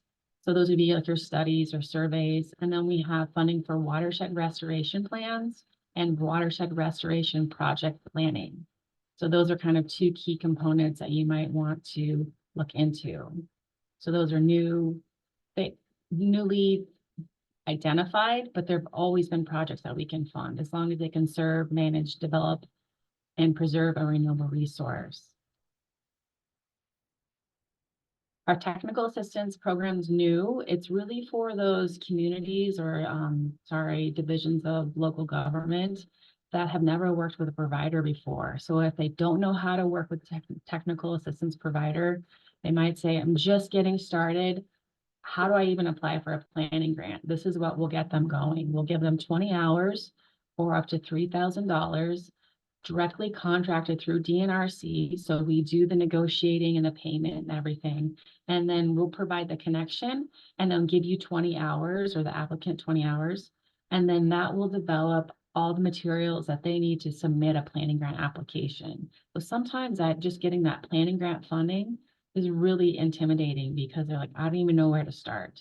So this is something that we can work with local communities on and see if we can get that going for you. And you might go through this technical assistance process and be like, whoa, it's way too much, or we're not even close, or I can't believe we waited this long. Let's get a planning grant going. So it's a great start. We also have watershed management grants that you mostly are familiar with. Jory Dyer have managed these in the past. She's now moved on to the Reclamation Development Grant Program, and Melissa Downing will be working on these with us. She has a great tie into conservation district and conservation communities and watershed groups, and I can't wait to see what she does with the program. So we have funding, of course, that is for divisions of local government, but it's also funding for private entities. You'll just have a 50% match. So this one actually captures more watershed group on their own instead of having a watershed group partnering with a community or a division of local government to get the funding. This program will fund projects that enhance natural resources and also get that essential planning and capacity to develop watershed activities. So we tier it to work on projects in different levels. So you want to see one build on each other. That's why I call them tiers, right? So we have let's say we have watershed group formation, like $40,000 to get your watershed group started, right? And then once you get going, you might say we need a strategic plan, or we need a program or initiative started, or we just need a Big Sky Watershed Corps member. There's funding capacity in those different levels for those project types. And then those those grants lead to our project grants, which are on the ground work for $125,000. They're coming up every 2 years. Their applications are submitted, and those are due May 15th of this year. So not a lot of time, but there is funding for that. Or you can just start your planning and then come back in 2 years, whatever works. But those projects also fund work that conserves, manages, or develops or preserves resources. And that could be really anything. I mean, I would really love to see more solar projects, more restoration projects. It's not just funding for those $30 million wastewater treatment plants, right? Anything that touches on that resource benefit is what we want to see come in. It has to be from a division of local government, and it also needs to repair, rehabilitate, conserve, or enhance a renewable resource. So it's a little different than the Reclamation Development Grant Program. And I really feel like we're flexible, and whatever you can come up with usually fits. The only thing is that it's ranked, it's competitively ranked. So if you don't have a lot of resource benefits in your project demonstrated, then it's really probably not going to be at the top of our list, and you might not get funded. It does go through legislative process, and that's where the funding lines can be drawn. It's not from us. We do feasibility work, we do design studies, we do plans, and then construction. So we have seen irrigation project studies or just smaller grants too for $125,000, and there's no match requirements, or there might be the great big projects. So we really want to see a lot of resources come into our program that we can address and to benefit future generations of Montana. Okay, and that leads us to our partners. That's why we're here, right? We all want to work with each other and be great partners. I wish I could just draw a big heart around this handshake because that's what it's about. Maybe that can be the next button we make or bumper sticker or something. We can have it just like nice little handshake on our chest with a heart. So this collaboration is needed to obtain funding. I think that's what it comes down to. Chris mentioned that. Everyone knows that. We need to all work together to achieve our funding goals and the mission and resource goals we're all trying to achieve, right? So that's why we're here. I work on projects that work with the DEQ people, right? Because we want to get that money out because there's match, right? We need to leverage state and federal match. We need to bring money into our state and our communities so we can do this work, and we can't do it unless we don't work together. So that's just a little touch on my box about that, but I really love working together, and that's why I've been here for 12 years. You know, being on the board is a great experience. Working together is really kind of what we do here, and bringing people like Chris in. So I'm just gonna. So we developed a program guideline to help people work together and know more about our programs. There's a link here, and I'm sure that when Terry shares with you, you can just click this link to find it. It's also on our website.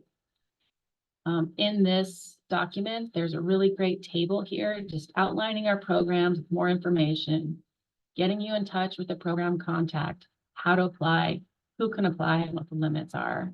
So this is a really quick overview of the funding that we have. And it's just 3 pages of what can be funded. This program is going to be coming out in the fall, I hope. Will be our last new program. And this might be something that we can follow up with your group on once it gets rolled out. So we will be funding connections for sewers and other non-point programs within the state. That's really all I had. We had a short time to go over the DNRC funding. If you have questions, you know how to reach us. And I guess we'll be taking questions, and I'll pass it on to the Reclamation Development Grant Program crew. Thanks, Lady. And yes, the link to that chart and all the other guidelines is in the chat. Yeah, now Samantha, right? Yes. Let me get myself going here. All right. Hi, everybody. Thanks so much for having us today. I'm Samantha True, and I'm a wildlife biologist and the program manager for the Reclamation and Development Grant Program in DNRC's Conservation and Resource Development Division. And I'm going to talk about our Reclamation and Development Grant Program today and how watershed entities can make use of our grant opportunities. We're going to walk through what actions our grant programs cover, some eligibility and requirements to apply, and how watershed groups can utilize partnerships to maximize reclamation grant funding opportunities. The Reclamation and Development Grants Program is a state-funded grant program that was established in 1987, and it is designed to indemnify the people of the state for the effects of mineral development on public resources, and that meet other state crucial needs serving the public interest and the total environment of the citizens of Montana. As defined by law, the purpose of the RGDP program are to repair, reclaim, and mitigate environmental damage to public resources, specifically from non-renewable resource extraction, and to develop and ensure the quality of public resources for the benefits of all Montanans. Some lofty goals. The Resource Development Bureau provides technical and financial assistance to local governments, state agencies, nonprofits, and private citizens for projects that benefit, protect, conserve, and sustainably develop Montana's natural resources.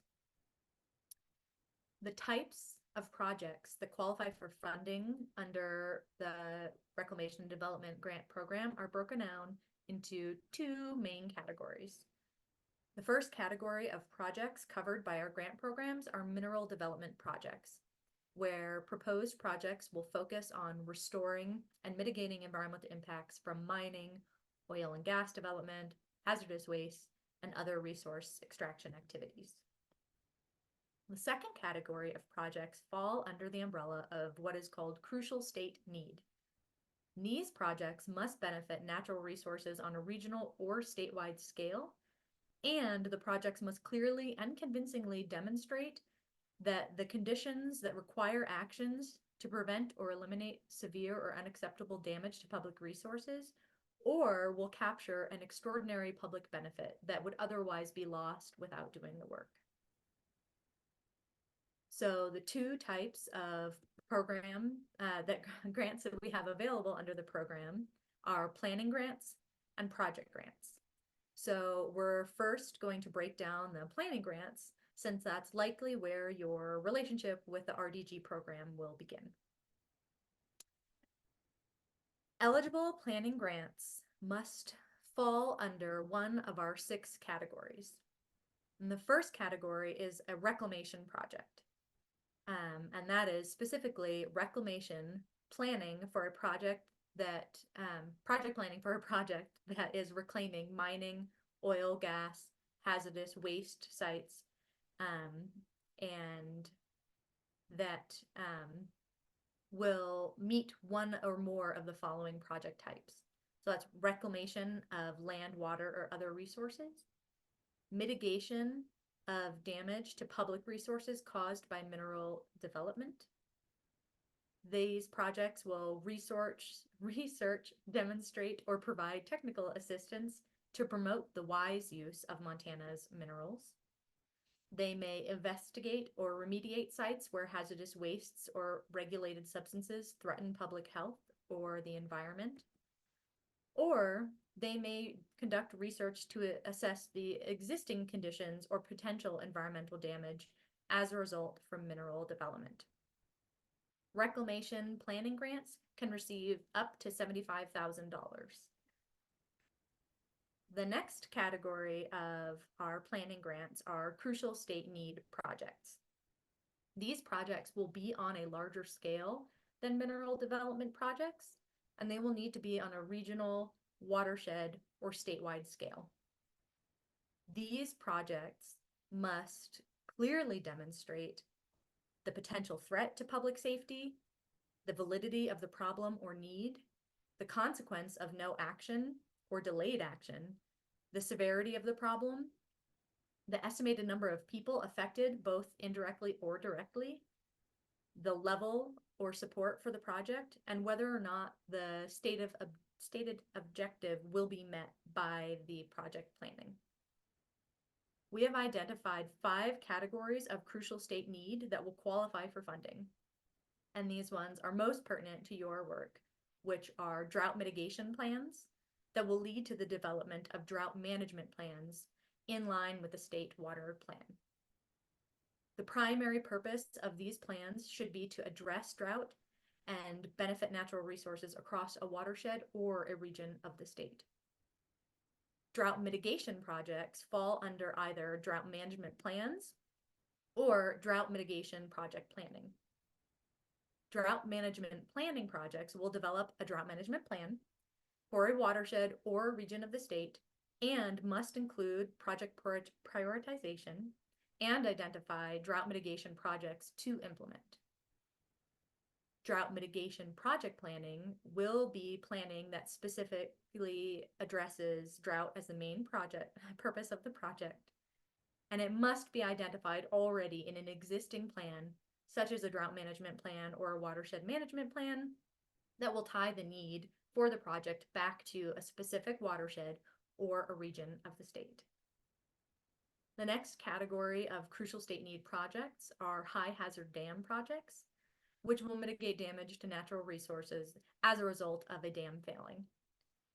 These planning grants will clearly identify the natural resource benefit and provide either a preliminary engineering report, a feasibility study, or engineering design.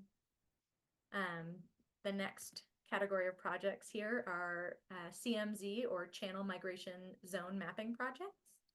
And these will plan for large-scale flood assessment or other natural resource benefits to a watershed or region of the state. These projects must identify the natural resource of the need and produce CMZ maps and also include more project prioritization. The last group are our other crucial state need planning projects, and those won't fall under the predefined categories above, but they will still need to have a regional, watershed, or statewide importance, and public benefit from this type of project must directly relate to natural resources. So, examples of planning project activities may include, but are not limited to, problem analyses, feasibility or design studies, environmental monitoring, remedial action plans or implementation, technology demonstrations, research, site assessments, grant writing for an RGDP grant project application, or other related actions that lead directly to the cleanup of contamination, mitigation of damage, or protection of the environment. In order to be considered for a grant award, a project must be technically feasible. It can be designed, engineered, and constructed and operated using already accepted principles and methods. It must be the most cost-effective alternative. It must comply with statutes and regulations for protecting environmental quality. And it must be from an applicant who's willing to enter into a grant agreement with DNRC for the entire duration of the project. One important thing is that it cannot work on an actively permitted site. So our next category of grants are our development project grants. The grant program here for project grants will focus also on a benefit either to mineral development reclamation or to crucial state need, similar to the planning grants. The reclamation or mineral development projects will have the same goals and objectives.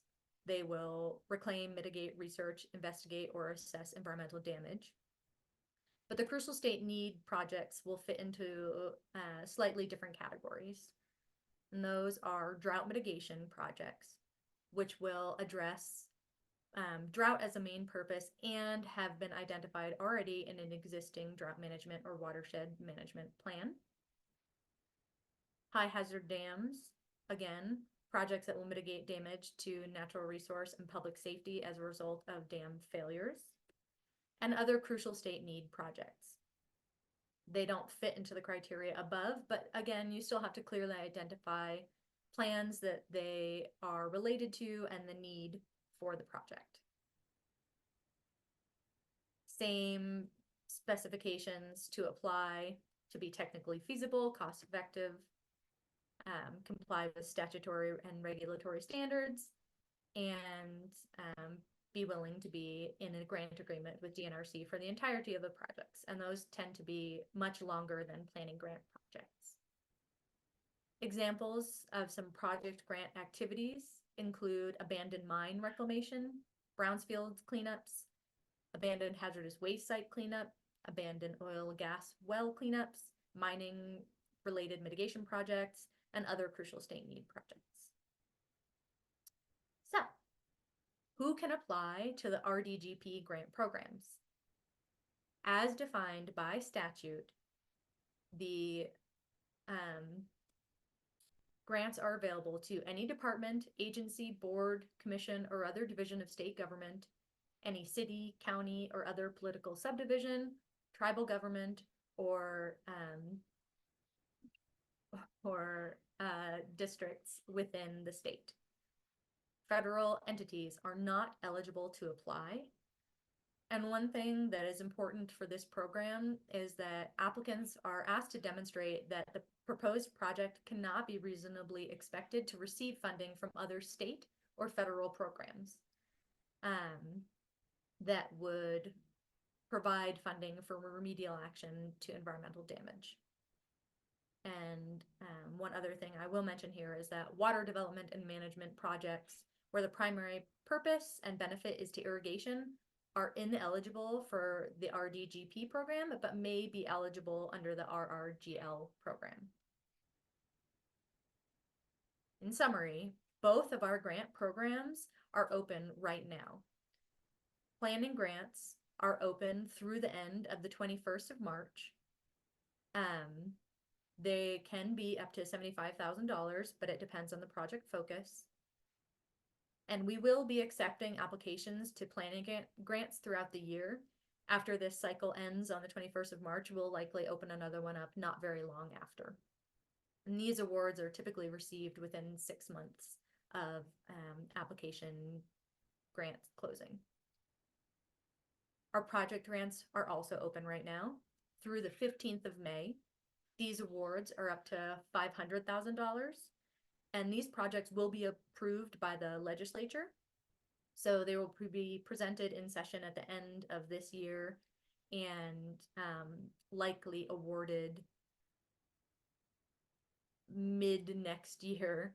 So the awards usually come about 1 year from the application deadline. And now that I've sped through a large overview, I'm going to turn it over to Jory Dyer, who's a grant manager and works both with RDG and RRGL programs. And she's going to give some examples of successful projects that have received funding through our various grant programs and where your work may fit in the grand scheme. So take it away, Jory. Thanks, Samantha.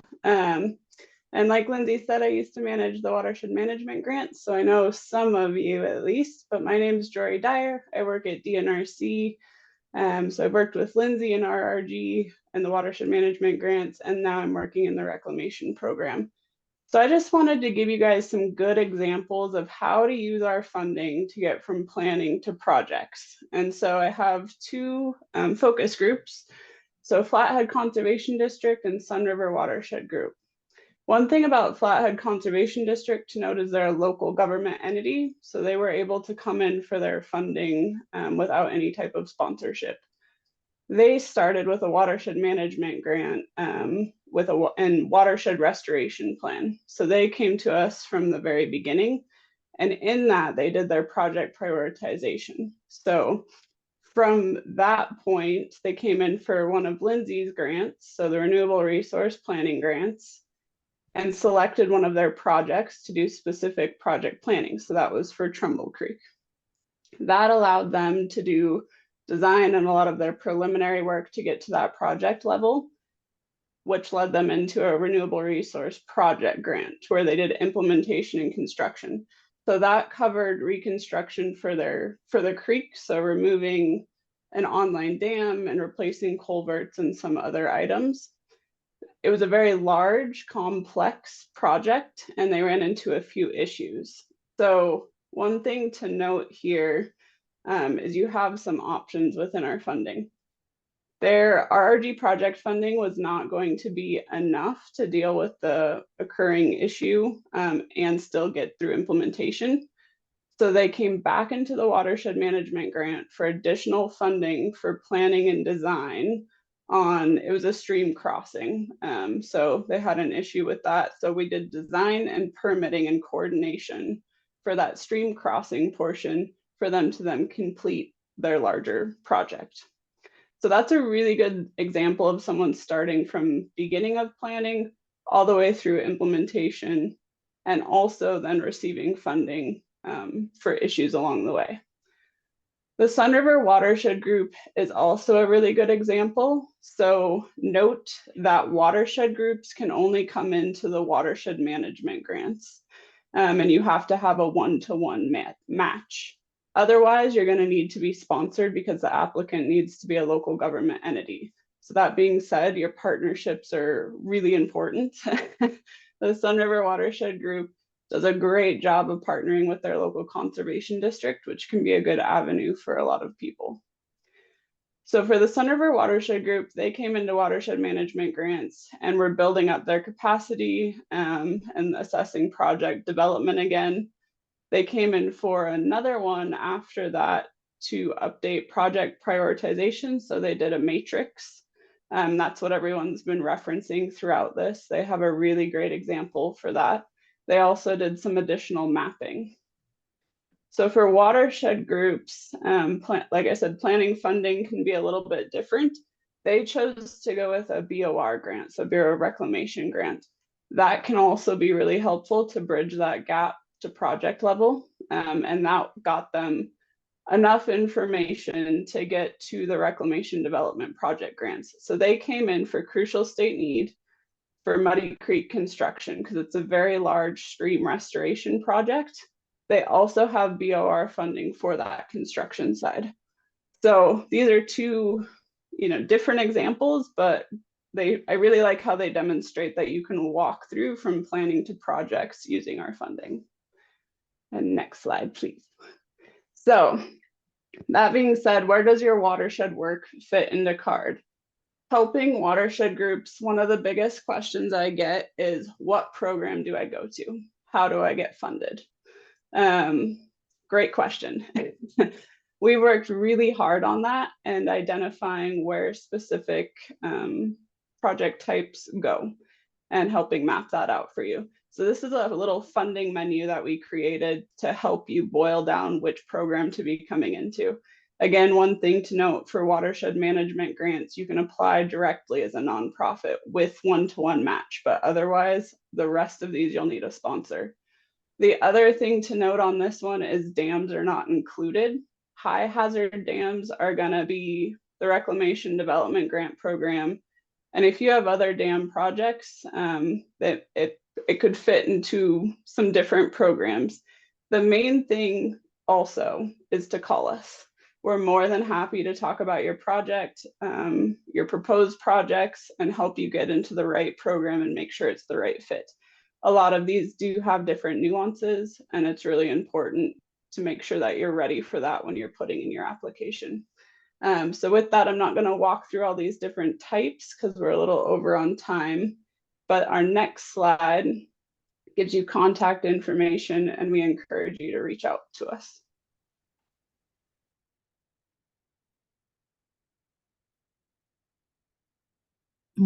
Thanks, everybody. Yeah, I realized that was a real short window for 3 people to talk. So thanks. We will be providing these slides again. All that information is on there.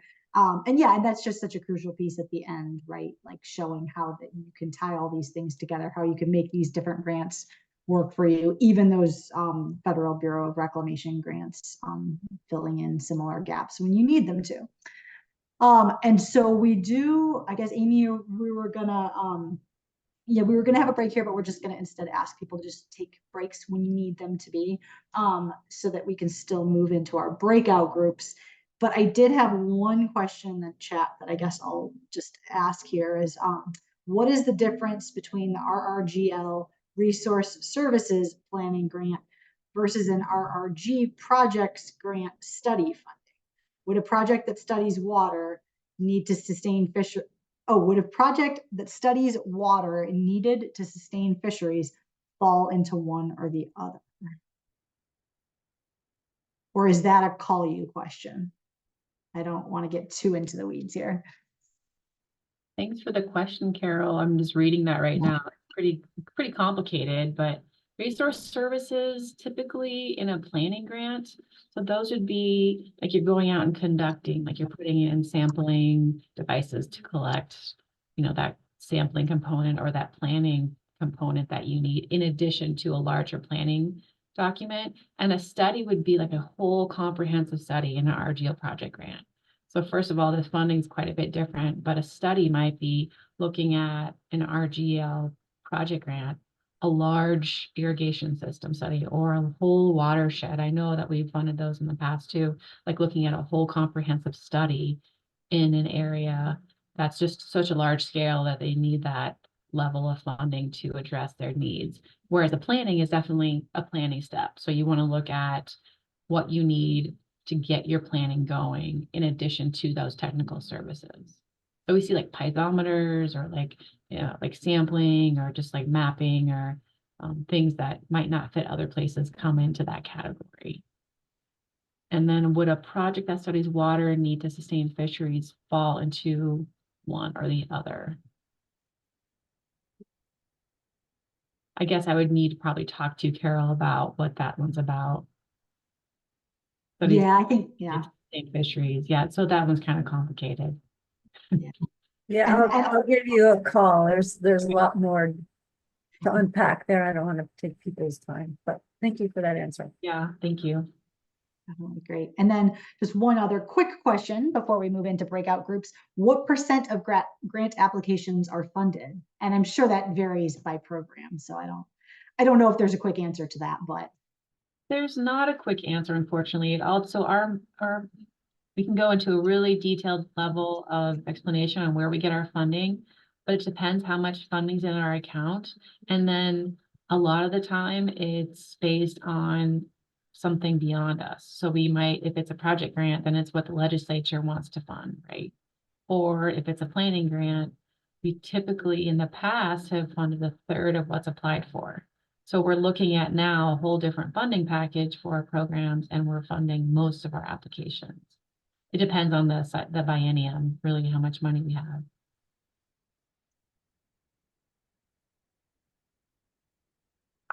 Okay.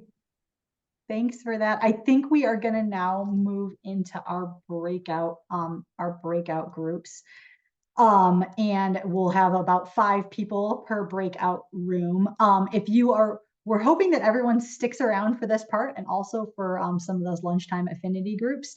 But if you do need to duck out, we ask that you do that pretty quickly. So Kiara knows how many groups to set up. And I'm just gonna drop in the link for our event survey here before I forget. If you could, please fill out this survey at any time soon though, so we can get some good feedback on this event.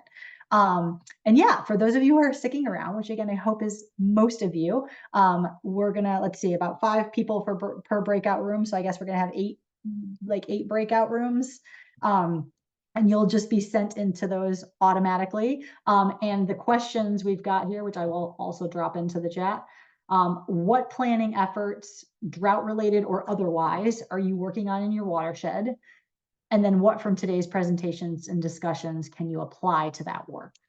So I'll put these in the chat, and I'll put them in the chat again once you get to your breakout rooms. And thanks, Kira, for setting up those. Oh, actually, maybe we only need 7 breakout rooms. But yeah, you'll get those in just a minute.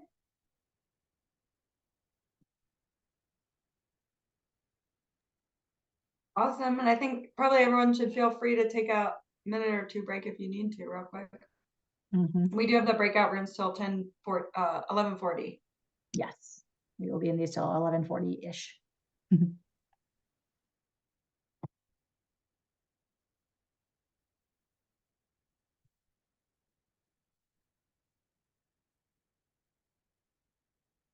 Oh, shoot. And we still have people where it's only 1. Oh, there it goes.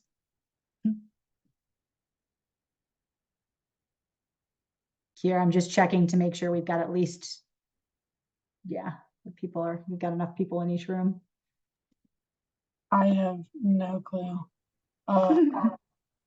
Yeah, because I created the rooms and then a bunch of people dropped out again. And so now it's like. I know, it was impossible without the break. Is totally fine. Can I? I think that, oh, room 2 only, okay. Room 7 only has Robert Ray and Vicky's in there too. So. Yeah, room 2, only 2 people have actually joined.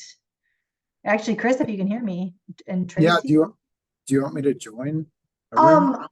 I mean, they would be lucky to have you there. Yeah, I think they'd be lucky to have you there. So yeah, I don't know where Tracy and Becca are, but I'm here. I don't understand what's happening at all. Like, I'm here too. how do we know which room we want to be in? Oh, did it not pop up for you? No. If it did, it went away too fast. I didn't see it. I probably Oh, didn't see it then either. okay. You 2 are actually both in the same room. What room? Hang on. Oops, sorry. Kiera, can you get that? I did room 2, but I don't know what the topic is. Well, the questions, I just sent the questions. I'm sorry, there's just too many things going on at once. I just sent but you're not in the room or you wouldn't be here. What's happening? Well, I didn't want to, I was invited to join the room, but I don't want to join it until I know which one it is, because I don't know what's happening. Oh, it's just a breakout group where we're just talking about those questions that I read out. So okay. They're in the chat also. Hang on, sorry. I'll send them to you. No, that's okay. I just know that there was some like targeted conversations happening at some point, and some of those interest me and some of them don't. So I didn't want to jump into it. Sorry, Tracy, that's lunchtime. This is just a regular breakout. And the questions are okay. What planning efforts, drought related or otherwise, are you working on your watershed? What from today's presentations can you apply to that work? Okay, and then how do we join a group? Is it not showing up on your screen? Kiera? I don't know. I'm in with you. That's all I know. Kiera invited me to a group, but I said no because I wasn't sure yet what was happening. I'll try to So send you another invite. Yeah. Okay. I don't know if you can send it again. That helps. Thank you. Sorry, Tracy. And same thing for Becca. You're in for sure in a group, but Okay. I do have to jump off in like 10 minutes anyway, so if it doesn't work, that's totally fine. Okay. So Yeah. Sorry, just trying our best here. I get it. Zoom has gotten increasingly, there's a lot of options, but yeah, Yeah. that can make it trickier. Okay, but it looks like we have, oh, it looks like I don't know where Tracy went. Shoot. It Okay, won't let Tracy. me send another invite to the same room. I can only invite you to go to a different room. Oh, I see. Okay, well, then she ended up in a different room. That worked out. Yeah, Becca, do you want an invite to go into a room or you want to just duck out? You know, I have to jump off like right after 11:30, so don't worry about me. Thanks, Yeah. Terry. Okay. Thanks for joining. Also, did Amy go into her? Oh, I guess we're gonna take a moment to check in here, but I guess Amy went to her room too. Yeah. But yeah, every room now seems to have at least 3 people in it. Yes. That was stressful. All right, I'll see you guys later. Bye. Yeah. Bye. Have a good Thanks, day. Becca. Yeah. But no, and Mary and Megan, are you guys there? Maybe they just took a quick break, which I'm gonna have to at some point. I'm gonna broadcast Okay. those questions. I'm sorry, I was just trying to like 2 minutes. Do you want me to broadcast that message? Oh, I just sent the message with the You did? questions. Okay. Yeah, I did it twice at the beginning and I did it again just now for people who may have joined late. Yeah, because we So, went from like 39 down to like 28 as soon as I made records. And I was like, without, I didn't think about that because Amy was just like, do we skip? Like Amy was messaging me and I was like, I don't know what to do. We gave them 15 minutes and they're taking 30 and I just was like brief. Anyway. yeah. Yeah. I don't know if people are, this is weird. Like, I don't know if these people are listening and I kind of want to talk about a couple things, but, Do you want to call me? no, I think, break too. yeah, let's do that. And okay, so I just want to be clear before we do that. Breakout groups are till 11:40. So I need to send people a 5-minute warning at 11:35. Okay, and then we'll call them out at 11:40. Okay, yeah. Okay. All right, Talk in a minute. pausing, and I'm gonna take a break and then I'll call you.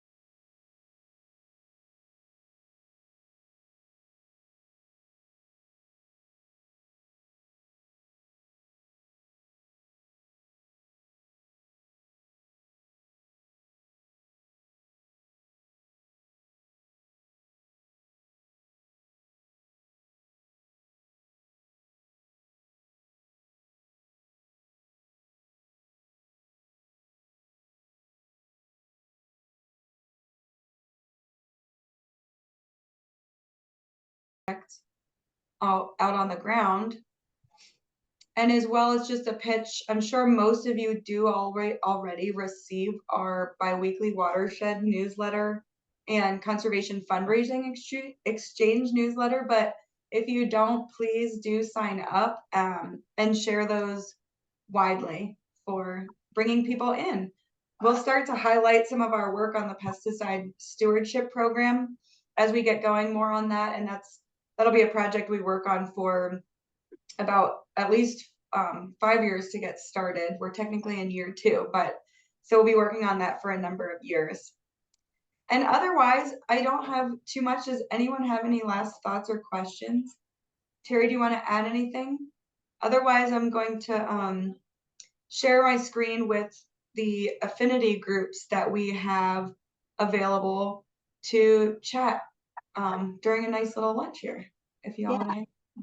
Yeah, no, I just wanted to thank, I know that all of our presenters are not still here with us. I know some had to drop off, could only be here for that short amount of time, but I just want to thank everybody, Valerie Kurth, Chris James, Jory Dyer, Samantha True, and Lindsay Volpe, all for being on here.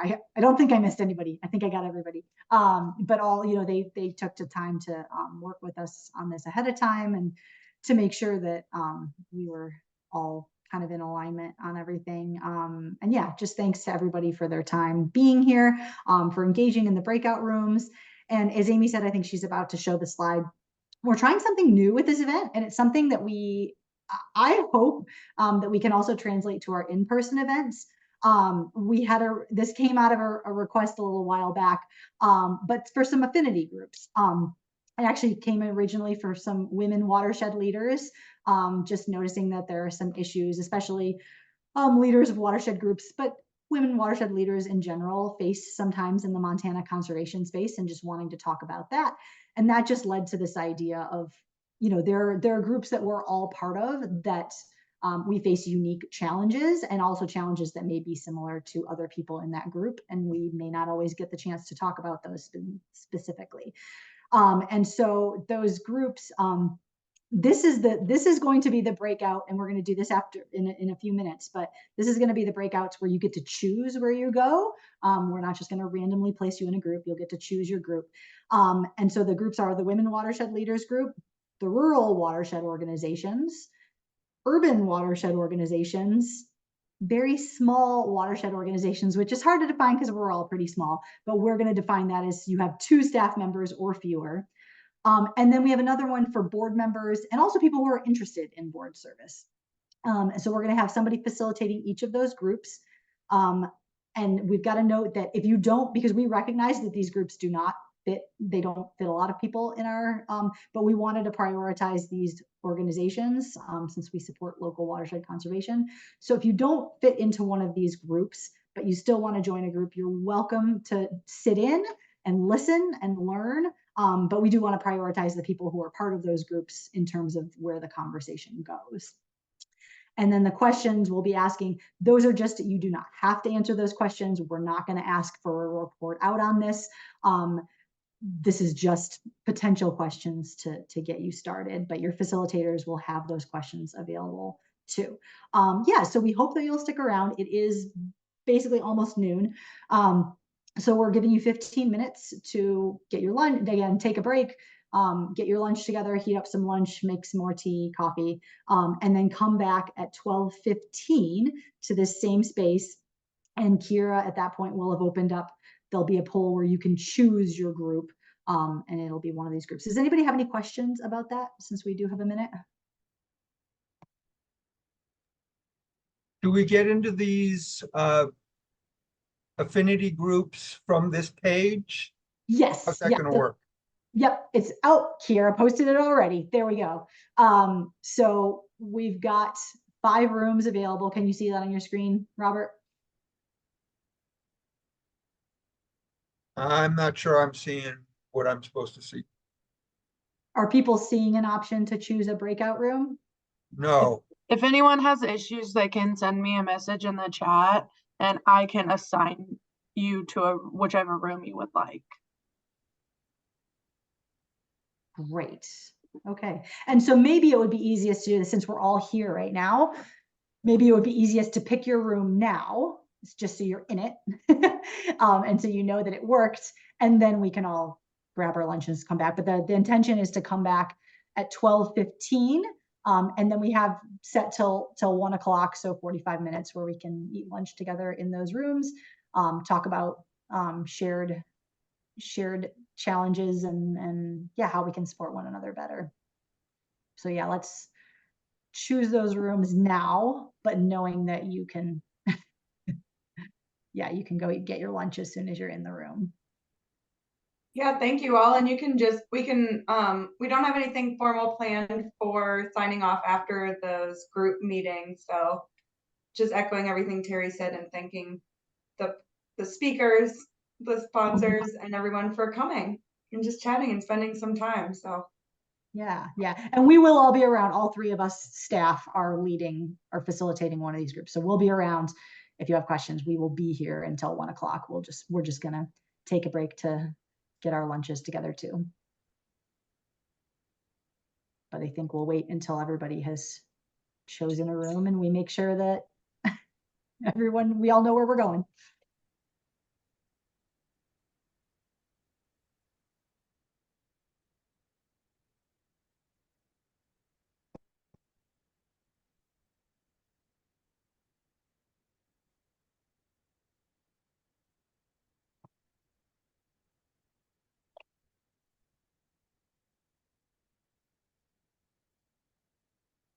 Kira, if you need me to help with anything, I don't know if I can, but I will try.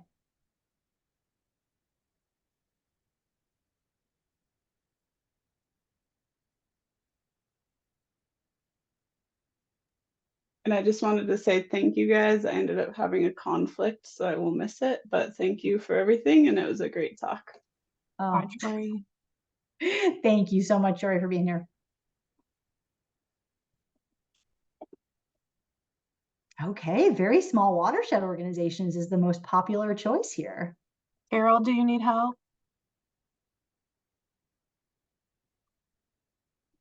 Oh, nope, she's there. She Okay, got and it. Heather, and I'm gonna There's no one in either of ours, Terry. great, we can join women watershed leaders. I was sitting there going, please don't let anyone be in my group. I don't want to do it. Like, I'll do it. It's fine. I'll do it. But I was nervous. That's hilarious. Okay.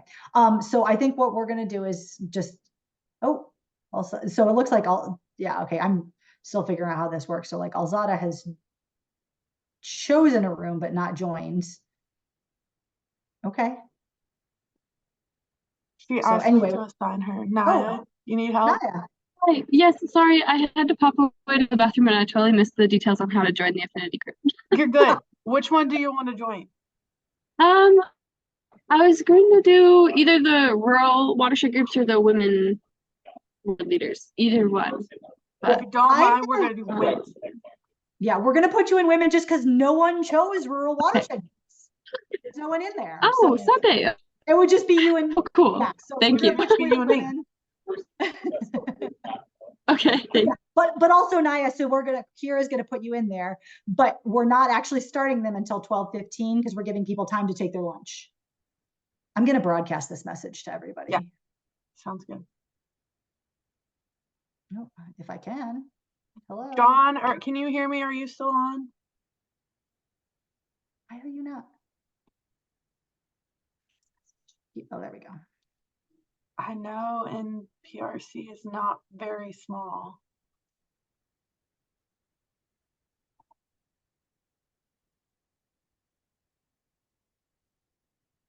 Okay. Terry, do you want me to assign you to women watershed league? No, because I still have the option to join. I'm still looking at it. I Okay. can click, so I'm going to join myself. But also, I'm just broadcasting to everybody right now. But yeah, I'll join after I get my own lunch together. And then yeah, I mean, I guess you can join you can join board members if you want, or you can join somebody else. But I'm going to join. Okay, and then.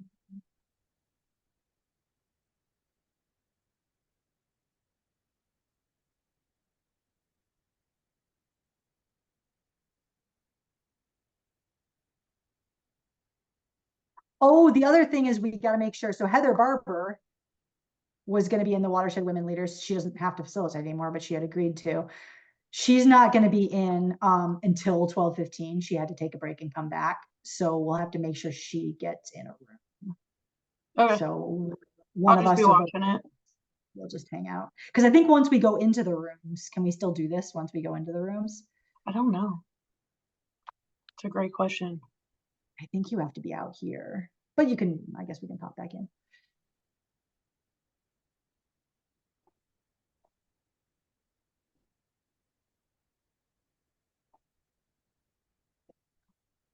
Okay, I'm gonna get my lunch together and come back a little early. Okay.